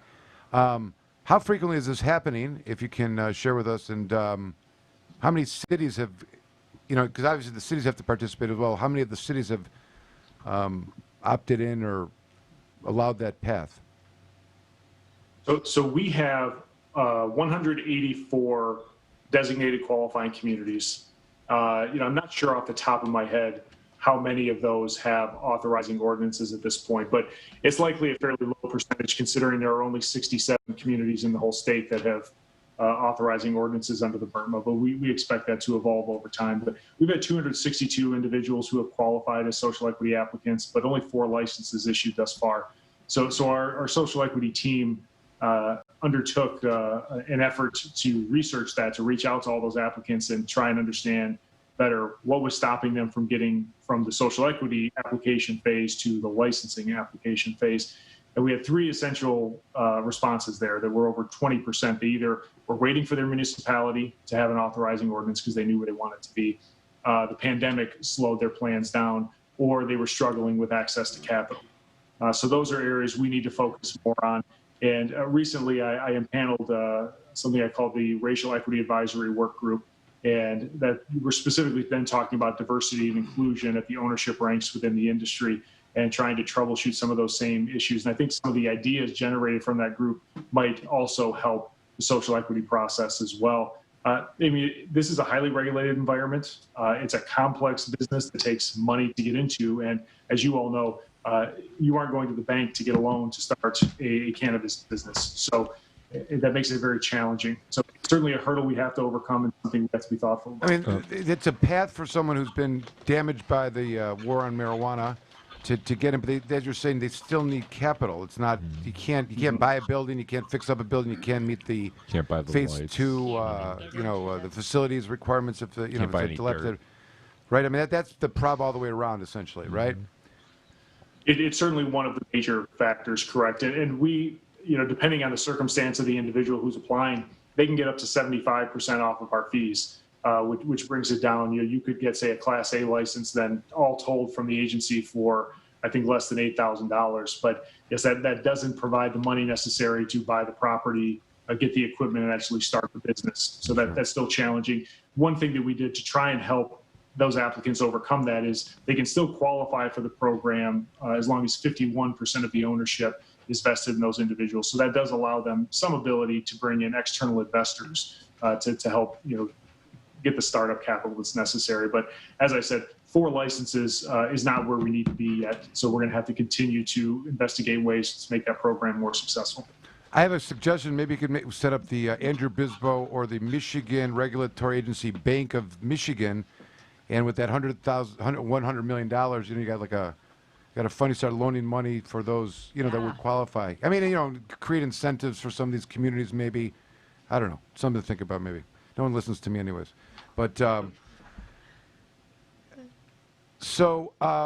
what do you think so listen, I realize as we talked today in July, it's,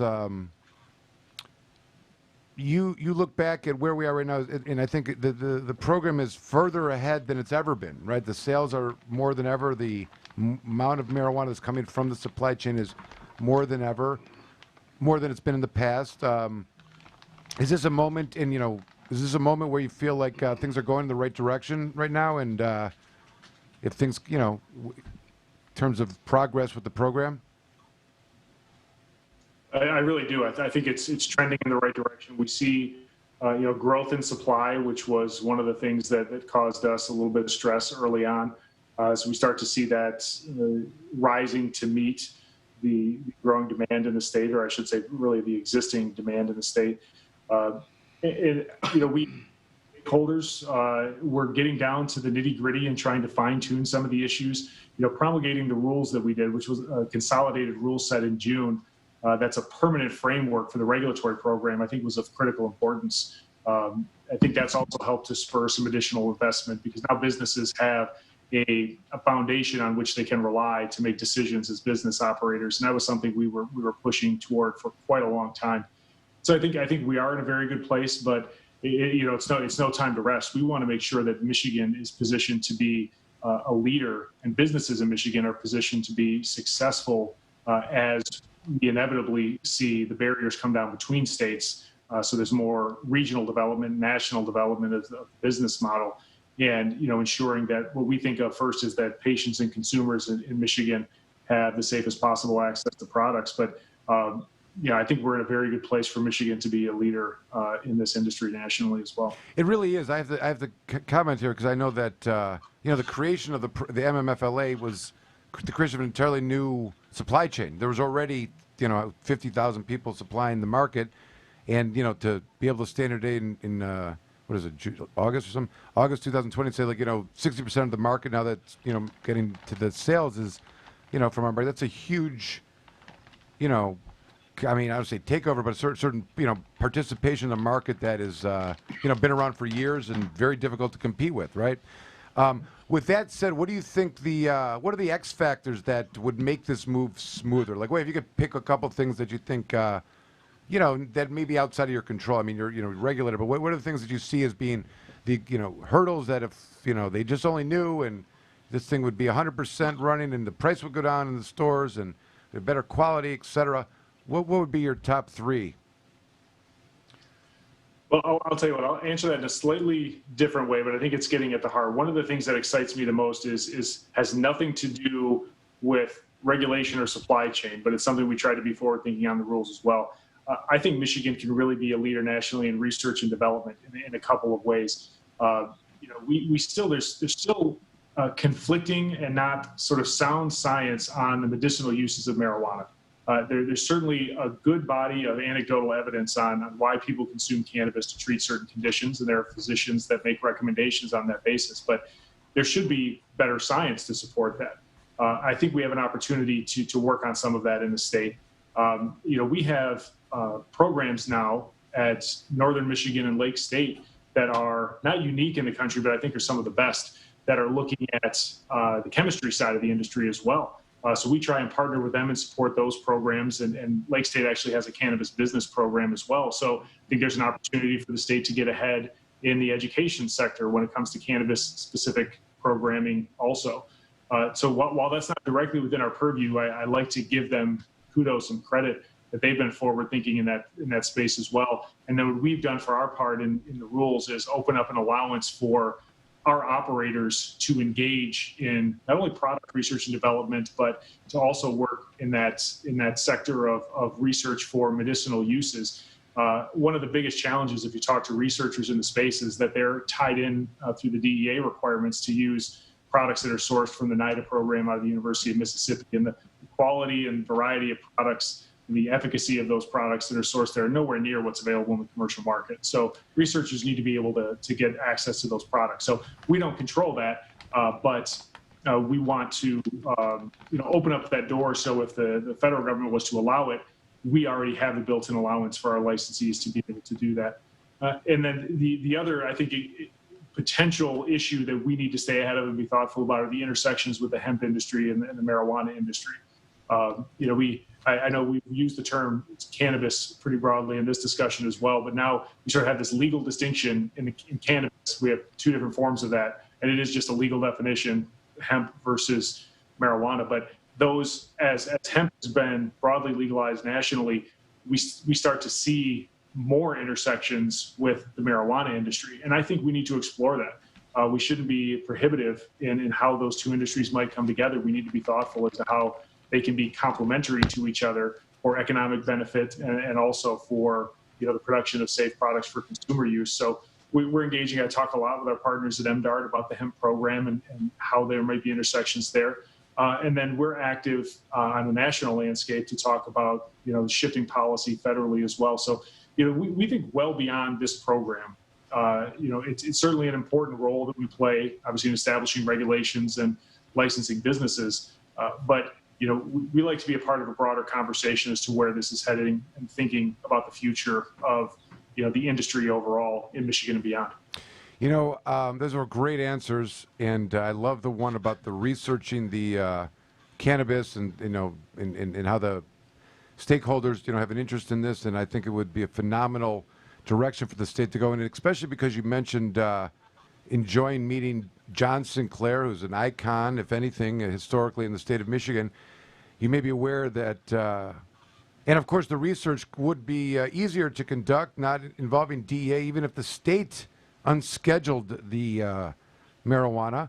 And you may be aware that my law firm is representing John Sinclair to try to, in pursuing some boss of state of Michigan, to have them unschedule the marijuana as a scheduled substance, and we're relying on the 1972 John Sinclair case. Do you think that would have an impact of help with the program and even for the research that you speak of, or do you think it would be a detriment? It's a little beyond my pay grade, and I probably shouldn't comment on it, considering your law firm is suing the department that I work for. Come on. So I'll What just an artfully dodge. outstanding answer. You seem like a fan of John Sinclair. I thought I may call you as a witness or something. Come on. Here. No, I'm just kidding. It was. Oh, you are a class act. That's terrific. That's fine. But obviously the scheduling is not just ridiculous. I mean, but that's not what we're talking about. But it's interfering with the research of what we're talking about, right? That's been one of the holdups. To explain that a little bit, there's a huge bank account with money that's designated for the researching PTSD and veterans. Explain that a little bit, if you would. Yeah, so the tax revenue from adult use sales in Michigan are creating funding for $20 million in grants for FDA-approved clinical trials for the use in marijuana in treating veterans and preventing veteran suicide. So we're nearing the point where the first $20 million, we have to do $20 million for at least 2 years. So based on the timing, it will end up being 2 years, total $40 million, or we'll start to award that grant funding. So we need to start evaluating proposals as to how that's going to be done. But when I've been meeting with researchers interested in that, they certainly express their discontent with the fact that they still have to source that from the NIDA-sponsored program. So that's not ideal. I mean, I'm sure as a fan of the scientific method, and researchers would tell you, they would want to utilize the products that are going to be accessed by the people that they're trying to do the research on, not using some product that comes from a different source. So, those are kind of the hurdles. There needs to be some synthesis between state level programs and the federal government when it comes to these products and how marijuana is grown and processed and consumed. It's a very, I can say from the perspective I've had in implementing this program over the past several years, it is very complicated from the inside out to sort of unravel 90 years of very restrictive thought. We've made a lot of progress in the state, and I've been proud to have been a part of that transition. But, unraveling it at the federal level is even more complicated. But I think it's trending in that direction. And I think ultimately we'll end up in a good place. And it just unfortunately takes a little bit of patience because those wheels do turn very slowly. All right, who had another question? He may be done with me. I may have harassed him too much. Anyone else have some questions? Jamie? Alan? Well, change course a little bit. I was wondering the fate of curbside and possible extension to drive-through for MRTMA as a way to help with businesses and to be able to accommodate more sales and relationships with clients and things like that. And also, there's some stores that are up north, and many people have summer homes or have long-term temporary residences, for the summer and things like that. If delivery could be extended to people in those situations as well. So we do intend to allow curbside service on a long-term basis, and drive-throughs in the current rules are actually specifically prohibited. But the next time the rules are open, we're going to look at opening that up and really thinking about creative ways to allow for service to be done with less contact. I think the pandemic has shown us that we need to consider how that might be done. I mean, the idea of limiting interpersonal contact and is going to be a permanent part of our consideration as regulators moving ahead. So I think we're going to be thoughtful in that. Instead of it's really not if we'll allow it. The question will just be, do we need some specific parameters on how it's going to occur? And we do allow for delivery on the adult use side to any residential address or to a designated consumption establishment. So it's really just up to the businesses as to how far they want to extend their delivery services. But in theory, they could canvass the entire state for delivery. Obviously, that's not very practical necessarily. But again, the limitations on that are more so at where municipalities are participating. And we still see areas of the state where there just are not very many participating municipalities. So it's quite a distance to go to get access to things. It may not be within your purview of rulemaking, but the executive order allowing for telemedicine, has there been any talk about the pros and cons of that as it's impacted the program? So the executive order did temporarily suspend the requirement to mandate an in-person physician visit. Unfortunately, a long-term fix to that is going to take a statutory change. And amending anything in the Michigan Medical Marijuana Act is a pretty heavy political lift because it does require the 3/4 vote in both chambers. I have yet to talk to anyone that philosophically disagrees with that, but getting attention to it, especially considering we're seeing the number of patients dwindling with legalized adult use. It's going to be hard to get enough attention to it. So I think that may have to be bundled with some other recommended changes. But I do think that that's something that would be supported and needs to change. I mean, it's keeping with the times in allowing for telemedicine, again, under the same auspices of limiting in-person contact. And obviously, we're not even talking about, in the case of a physician certification, a diagnosis. The physician's role really is to evaluate an existing diagnosis and certifying it's one of the qualifying conditions. So certainly having to do an in-person evaluation is probably not a necessity. Not everybody has said that, by the way. Many judges have tried to think otherwise, that the role of that particular physician should be more, and they have to be the same who made the diagnosis instead of just finding that they meet one of the conditions. This has been an ongoing battle. But I think to that end, the other, going back to your earlier question about things that are sort of outside of the scope of what the agency does, I think another area the state needs to look into, and I was talking to, I know you guys probably all know Ghost Rosania at the U of M, that there needs to be more effort made to instruct students who are becoming doctors in the use of cannabis to treat medical conditions. And I'm not even taking a position on what conditions it should or shouldn't be used for, but there certainly should be some discussion of it, because then you get physicians who are out there practicing and they've had no background or education. And you don't want physicians flying with the blinders on. And there should at least be some discussion and some training on how that could occur. And that's another place where I think we should start looking at that in Michigan as an opportunity to get ahead of the curve and be thought leaders when it comes to the uses of cannabis to treat medical conditions. Now, I know you're not. Wait. I know you're not a lawyer. I just want to address the concept of in person, which is maybe taking a different definition in light of the COVID. And I know, and I'm just saying, like, I've realized that the an arraignment must take place with the defendant in person in court, but they're in a jail cell on a video. So, just to kind of cast it out there, see if you make a facial reaction. I know that I'm not asking you to give an opinion, but the idea, and I too understand what you mean by the term of in person, and but it has certainly been. I've seen within the court system they're allowing the concept of some video to circumvent what has always been an in-person proceeding.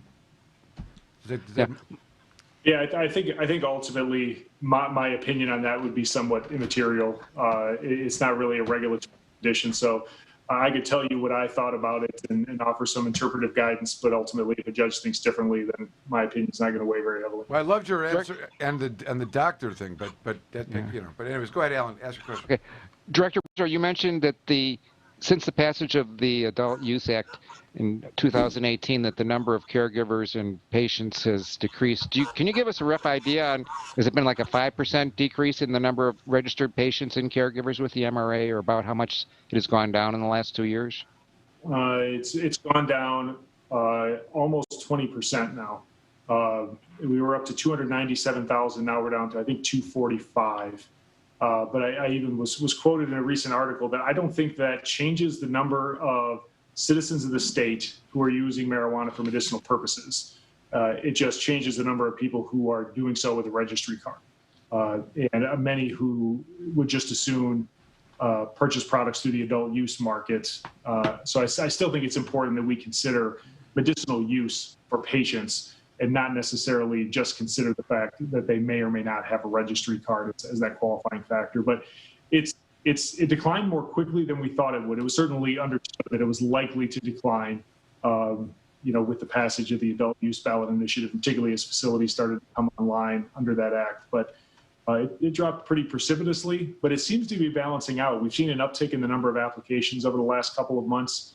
So I think it may decline over time. Who knows where we're going to settle? The state of Colorado over time, their number of sort of registered patients decreased by about 33%, maybe a little more, and then settled in there. So, we might be settling about where we're going to. It's tough to say. And ultimately, it's sort of would a qualifying patient, the registry card will entitle them to get a discount on that excise tax. So that may be a driving factor for some. But they also might not want to spend the money to get the physician certification and submit the application. So I think it's become less meaningful from a statistical standpoint. I think from a policy standpoint, it's still important for us to consider how patients get access to the products they're using medicinally. What about caregivers? Does the numbers remain the same? I think at some point there was 40,000, 45,000, 50. Yeah, I think at our high water mark, we were at about 40,000 now. So that is been reduced as well. I think with the phase out of the allowance for caregivers to provide supplemental supply to the medical commercial market, that number is likely to continue to dwindle as well. What's a question that I didn't ask you that you think is a good question that I should have asked you? Sounds like you're setting me up there. Yeah, totally. I mean, I don't know. You probably get asked questions all the time. What's one that I didn't get to? I don't know. I'm all over the board here. But this was pretty far-reaching. But if you're giving me an open forum to talk about whatever I want to, I will say that the discussions, as I've had more and more discussions nationally, I think one thing that's very interesting is this natural progression seems to be the same in every state, right? The issues, as I talk to my counterparts. And I'll say some of my mentors like Rick Garza and Jim Burak and Steve Marks in Washington, Colorado, and Oregon, respectively, that they faced a lot of the same hurdles that we faced in initiating the program. And now, we're in a place where we start to give guidance to states like Missouri and Iowa that are just starting to initiate programs, particularly in the Midwest. But it's very intriguing to see how it unfolds the same way. As they start to implement, medical commercial programs, or in some cases even registry programs initially, and then medical commercial, and then get into adult use commercial. But I think, we want to continue to stay ahead of the curve. And as I think you've seen in the regulations we've put forth and the things that we've allowed, we don't wait until another state has done it. We try to stay on the cutting edge. And, as long as we can ensure things are done as safely as possible, we open up those allowances. But, I am interested in regulation, but we're almost to a point where that's becoming somewhat static. We'll see some changes in the dynamics of the market shifting a little bit. I really want to continue to focus efforts on positioning Michigan as a leader in research and education when it comes to this topic, because those are untapped areas where we could get way ahead. We have some great research and teaching universities in the state, and I think we need to tap into that pre-existing infrastructure and get ahead on this. Can you comment how many applications for research have been made, if any? Just a number? I don't think we've had any. Okay.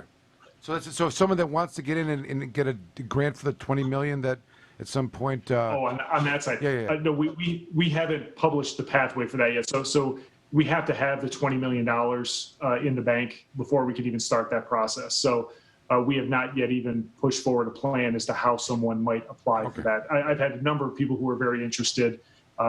We need to, it'll be similar to like a request for proposal, like we would have a state level contract that we'll have to push out and have criteria for that. But, we'll impanel some experts to help us evaluate that. And I think there are a number of ways we could go about it. We could issue one $20 million grant to one researcher, or we could parcel it out to every qualifying researcher. We haven't even made it quite that far yet. Is there a precedent in another state that has done this, or are you the first to jump into the pool here? As far as I know, we're the first to have done this. And, recognizing our limitations, I do not want to be the arbiter of what is a good or bad research plan. I don't have that expertise. So we're going to have to find some people to help us with that. It's exciting. It's good. I mean, it's good. I like that Michigan can be out ahead of this. That's a compliment to the MRTMA writers then, right? Is that right? That's correct. I cannot take credit for that idea. That was baked into the ballot initiative. And I agree. I think it's an excellent opportunity. I think our role in that is just not to screw it up. Very good. Any other questions for our dear friend Andrew Brisbo, who's been so kind to field my sanity questions? Anybody? I think we're ready to let you go. Andrew, thank you so much. You're so informative and that's great. Really on top of it, and glad for your successes. And we wish you well and the program well, and hopefully you'll come back and talk to us as things go forward. Have a great night. Thanks for joining us. Thank you. Thank you. Thank you so much. All right. Okay. Thank you. Andrew Brisbo, right. the MRA Executive Director.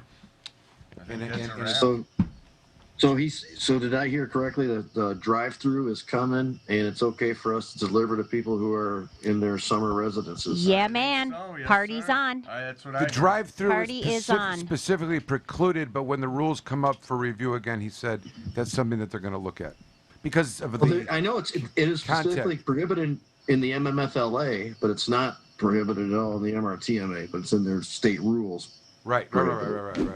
So they would allow it for. They could. Andrew's still on. All right, that's fine. We're not talking about him. We're just. No, I'm just letting everyone know. All right, Thank you for the warning. Oh, he's gone now. Okay. Yeah. We're recapping what he said. Alan Jamie, must have scared him Jamie away. wants to know for business reasons, and I understand because it's company because it really it's an interesting point. Why would they not do that, right? I mean, if the whole world is now how to have less contact with other people, why are you going to force people to go into a store to buy an essential business cannabis? And he also said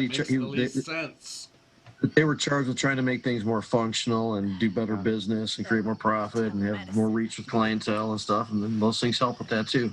Yeah. They want to make. Go ahead, Alan.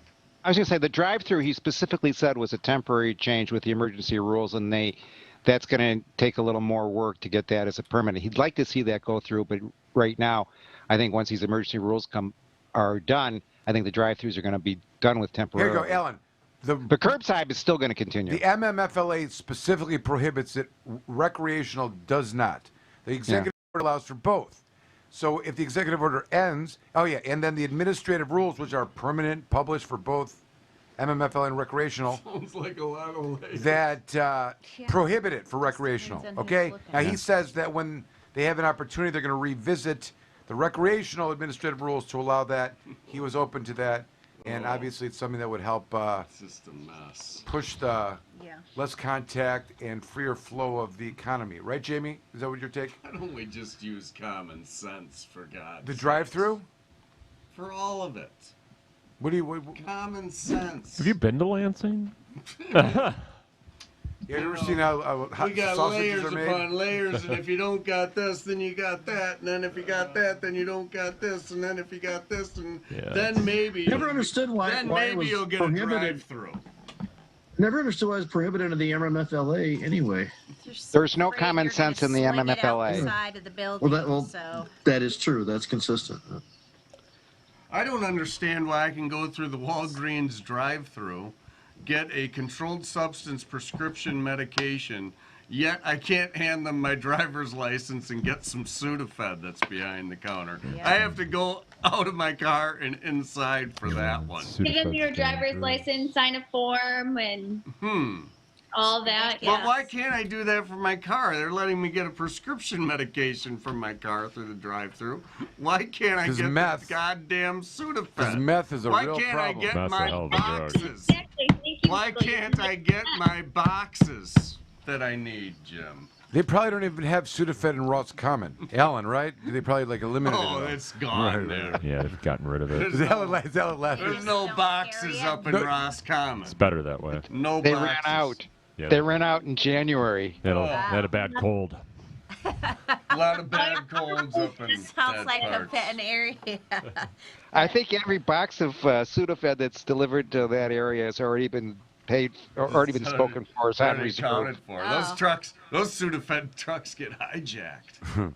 Oh no, I remember when I was in undergrad, I lived in Adrian, Michigan, and I was really sick and went into a pharmacy, had to give my driver's license, had to sign all these forms to get Sudafed. And I did not understand what and why I was signing all these forms until I asked the pharmacist why, and she explained it to me. Yeah, you can make meth.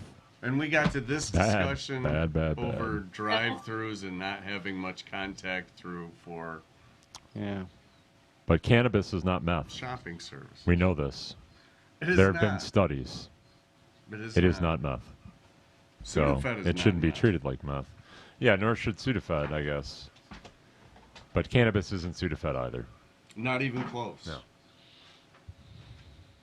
Great show, Michael. It was a great show. really Alan, good thank show. you for helping and It was moving super. along and everything. Thank you. I will say that Alan's hosting was causing a little bit of strife earlier. I think Justin was about to have a stroke. Why? Uh-oh. The admission of the guests while there were, other guests. We don't need this on the air, though. What happened? I let in one guest a little early. God damn it, Alan.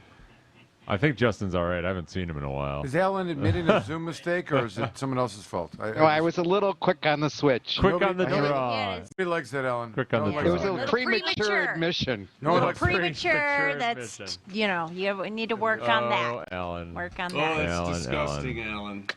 But we are still waiting on What, his letting review of Brisbo in, or I suppositories. don't I let her. No, I let Bridget in a little early. Oh no, letting Bridget Justice in was He's on a fine. first name basis Yeah, that was with fine. the justice now. Yeah, isn't we're he? talking Yeah, about are you two Andrew. gonna be having lunch? Yeah. And it's 10:20 and we're still broadcasting. So what's letting her in early? Necessarily? Yeah. No, the letting her in early was fine. It was. This is a non-starter. Jamie, what should we expect tomorrow with our esteemed Attorney General? What's going to happen? Ooh. Yeah. Give us a breakdown. Should be pretty cool. It's gonna. She's gonna. As I said, Zara's gonna do an introduction, kind of set the stage. Rick will ask questions for about an hour or so of exchange, and then there'll be some time for public questions. Are these questions submitted to her in advance? Does she already know the questions? Well, she knows at least what the topics are, whether or not how it was presented to her. Eventually, I'm not positive. If she was just giving things verbatim, or if there was you're going to be asked about the unscheduling and expungement and that stuff. So people had there was some duplicate themed questions. So I'm not sure how that will check out. What do you think the topics are? What do you think the topics are that are going to be addressed by the Cannabis Caucus? What are their? Michael Thompson and an extension, and what the status is with him, extension and inquiry into other people who are in his predicament, expungement discussion, unscheduling. There's other stuff too. There's forfeiture. I'm not sure if that is on there or not. I know of those for sure. There's many people who submitted ideas and questions and stuff, so I really know them all off the top of my head. Those are there for sure, the ones that I mentioned. I think there's some banking questions. Oh, the banking. That type of stuff. And then on a week from today, and it'll take place. Is anyone going to ask her? Is anyone going to ask her like what she maintains her accomplishments are for the cannabis? You know, can she say she's done something like that? Maybe we'll see. There's probably time, but a week from today, man, I want to say it's like maybe 5 to 6:30 or 6 to 7:30, something like that. The Dem Cannabis Caucus is going to host. I can't think of her first name from the prosecutor in Ingham County, Seaman. And Seaman. Oh, just kidding. And that's like a South Park joke. I can't even go there. I was waiting for you. And Ellie Savitt and Karen McDonald, 3 potential progressive prosecutors. They are not going to be on the call with the Attorney General. That's occurring on a different date. Is that right? That's right. That's a week from today. It's either I think it's like 5 to 6:30 or 6 to 7:30, something like that. So it'll take place before this show next week. And can you try to get Ellie Savitt to come on our show as I asked you to before? Have you talked to him since you're involved with that? Yes.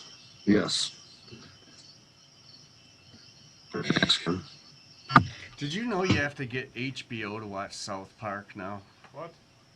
Yep. It's not on Hulu? Nope. Comedy Central? Nope. HBO. Really? Yes, sir. Yeah. I'll tell you what, you don't have to watch it. They killed Kenny.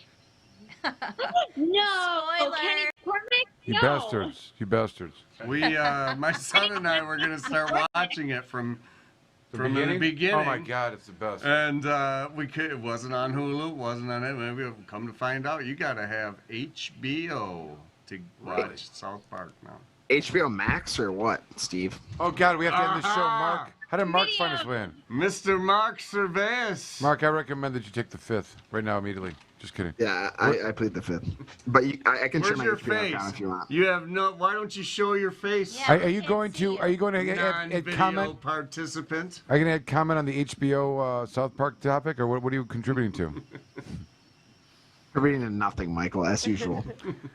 No, I just want to know. So what do you have to come in? Look at Mark showing up on the Planet Green Trees. Welcome. And you're right on time. We started about 8 o'clock. That voice flew in here. 10:30. That voice flew in here like a supreme being of some sort. Did you watch the show, Mark? No. Did you watch it?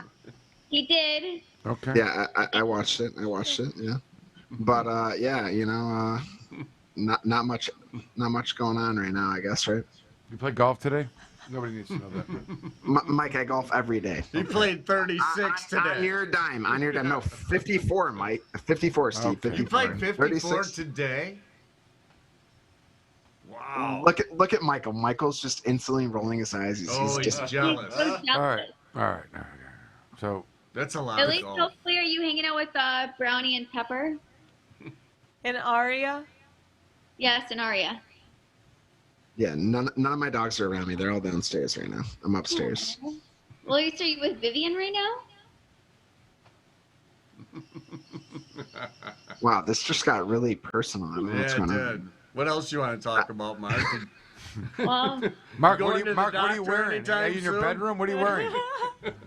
What was the latest surgical procedure you've had? Mark, do you wash your balls at the golf course?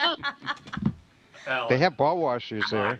Yeah, I have a guy that does that for me, Alan. It's a country club, for God's sakes. Okay, I just wondering. You got to keep. Alan, do you have a guy that washes your balls? I don't play golf. No. Same question. Jamie? Every once in a while, I usually take care of it myself, but every once in a while I bring somebody in to help me out.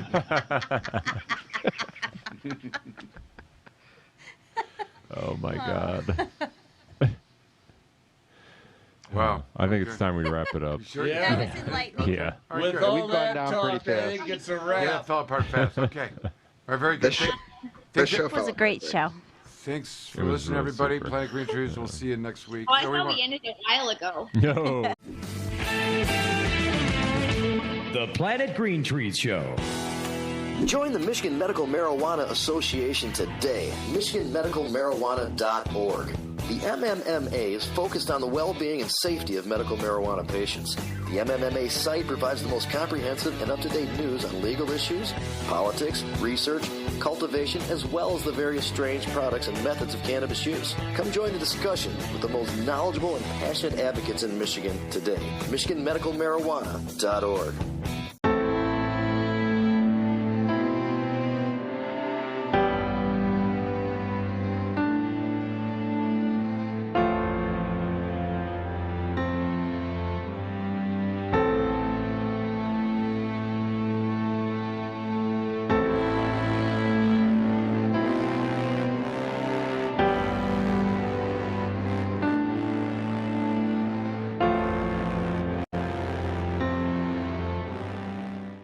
Before you plea, call me, Attorney Michael Comorn.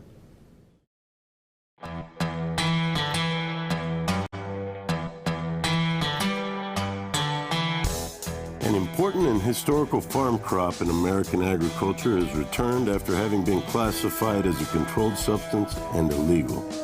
On December 20th, 2018, the President signed the Farm Bill, also known as the Agriculture Improvement Act of 2018, into law. The signing of the act was great news for the hemp industry, which amended the definition of marijuana in the Federal Controlled Substances Act. Hemp is now defined as the plant, Cannabis sativa L, and any part of the plant, growing or not, with less than 0.3% THC concentration on a dry basis. The plant itself is no longer a controlled substance. Hemp is one of the most versatile plants on earth. From clothing, fiber, paper, building materials, hempcrete, biofuels, CBD, and medical uses, it has been a part of America's industry for over 200 years. Even the United States Constitution was drafted on hemp paper. The time is now. If you're thinking of getting in the farming or processing of hemp, contact our global experts, legal, and consultation teams to make sure that you're on the right road and you venture into the new hemp revolution. Michigan Hemp Industries has been a leader and advocate for the return of the hemp industry, so come be a part of the new revolution in agriculture in Michigan.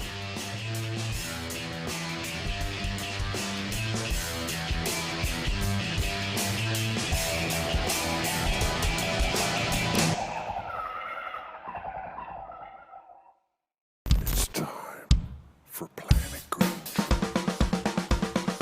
We have launched.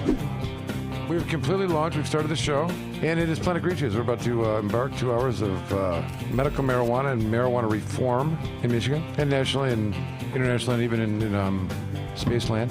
There's an argument that we evolved from the cannabis plant. Let's just be honest, okay? Ow, what's going on, everybody? How y'all doing? 420th episode. If you're a connoisseur, you're going to want the good stuff. And if you want the good stuff, you're going to go for the mom and pop stuff because that's the good stuff. It's just a real pleasure to come here and congratulate you on your 420th show, and thank you for having me on a few times over the 420.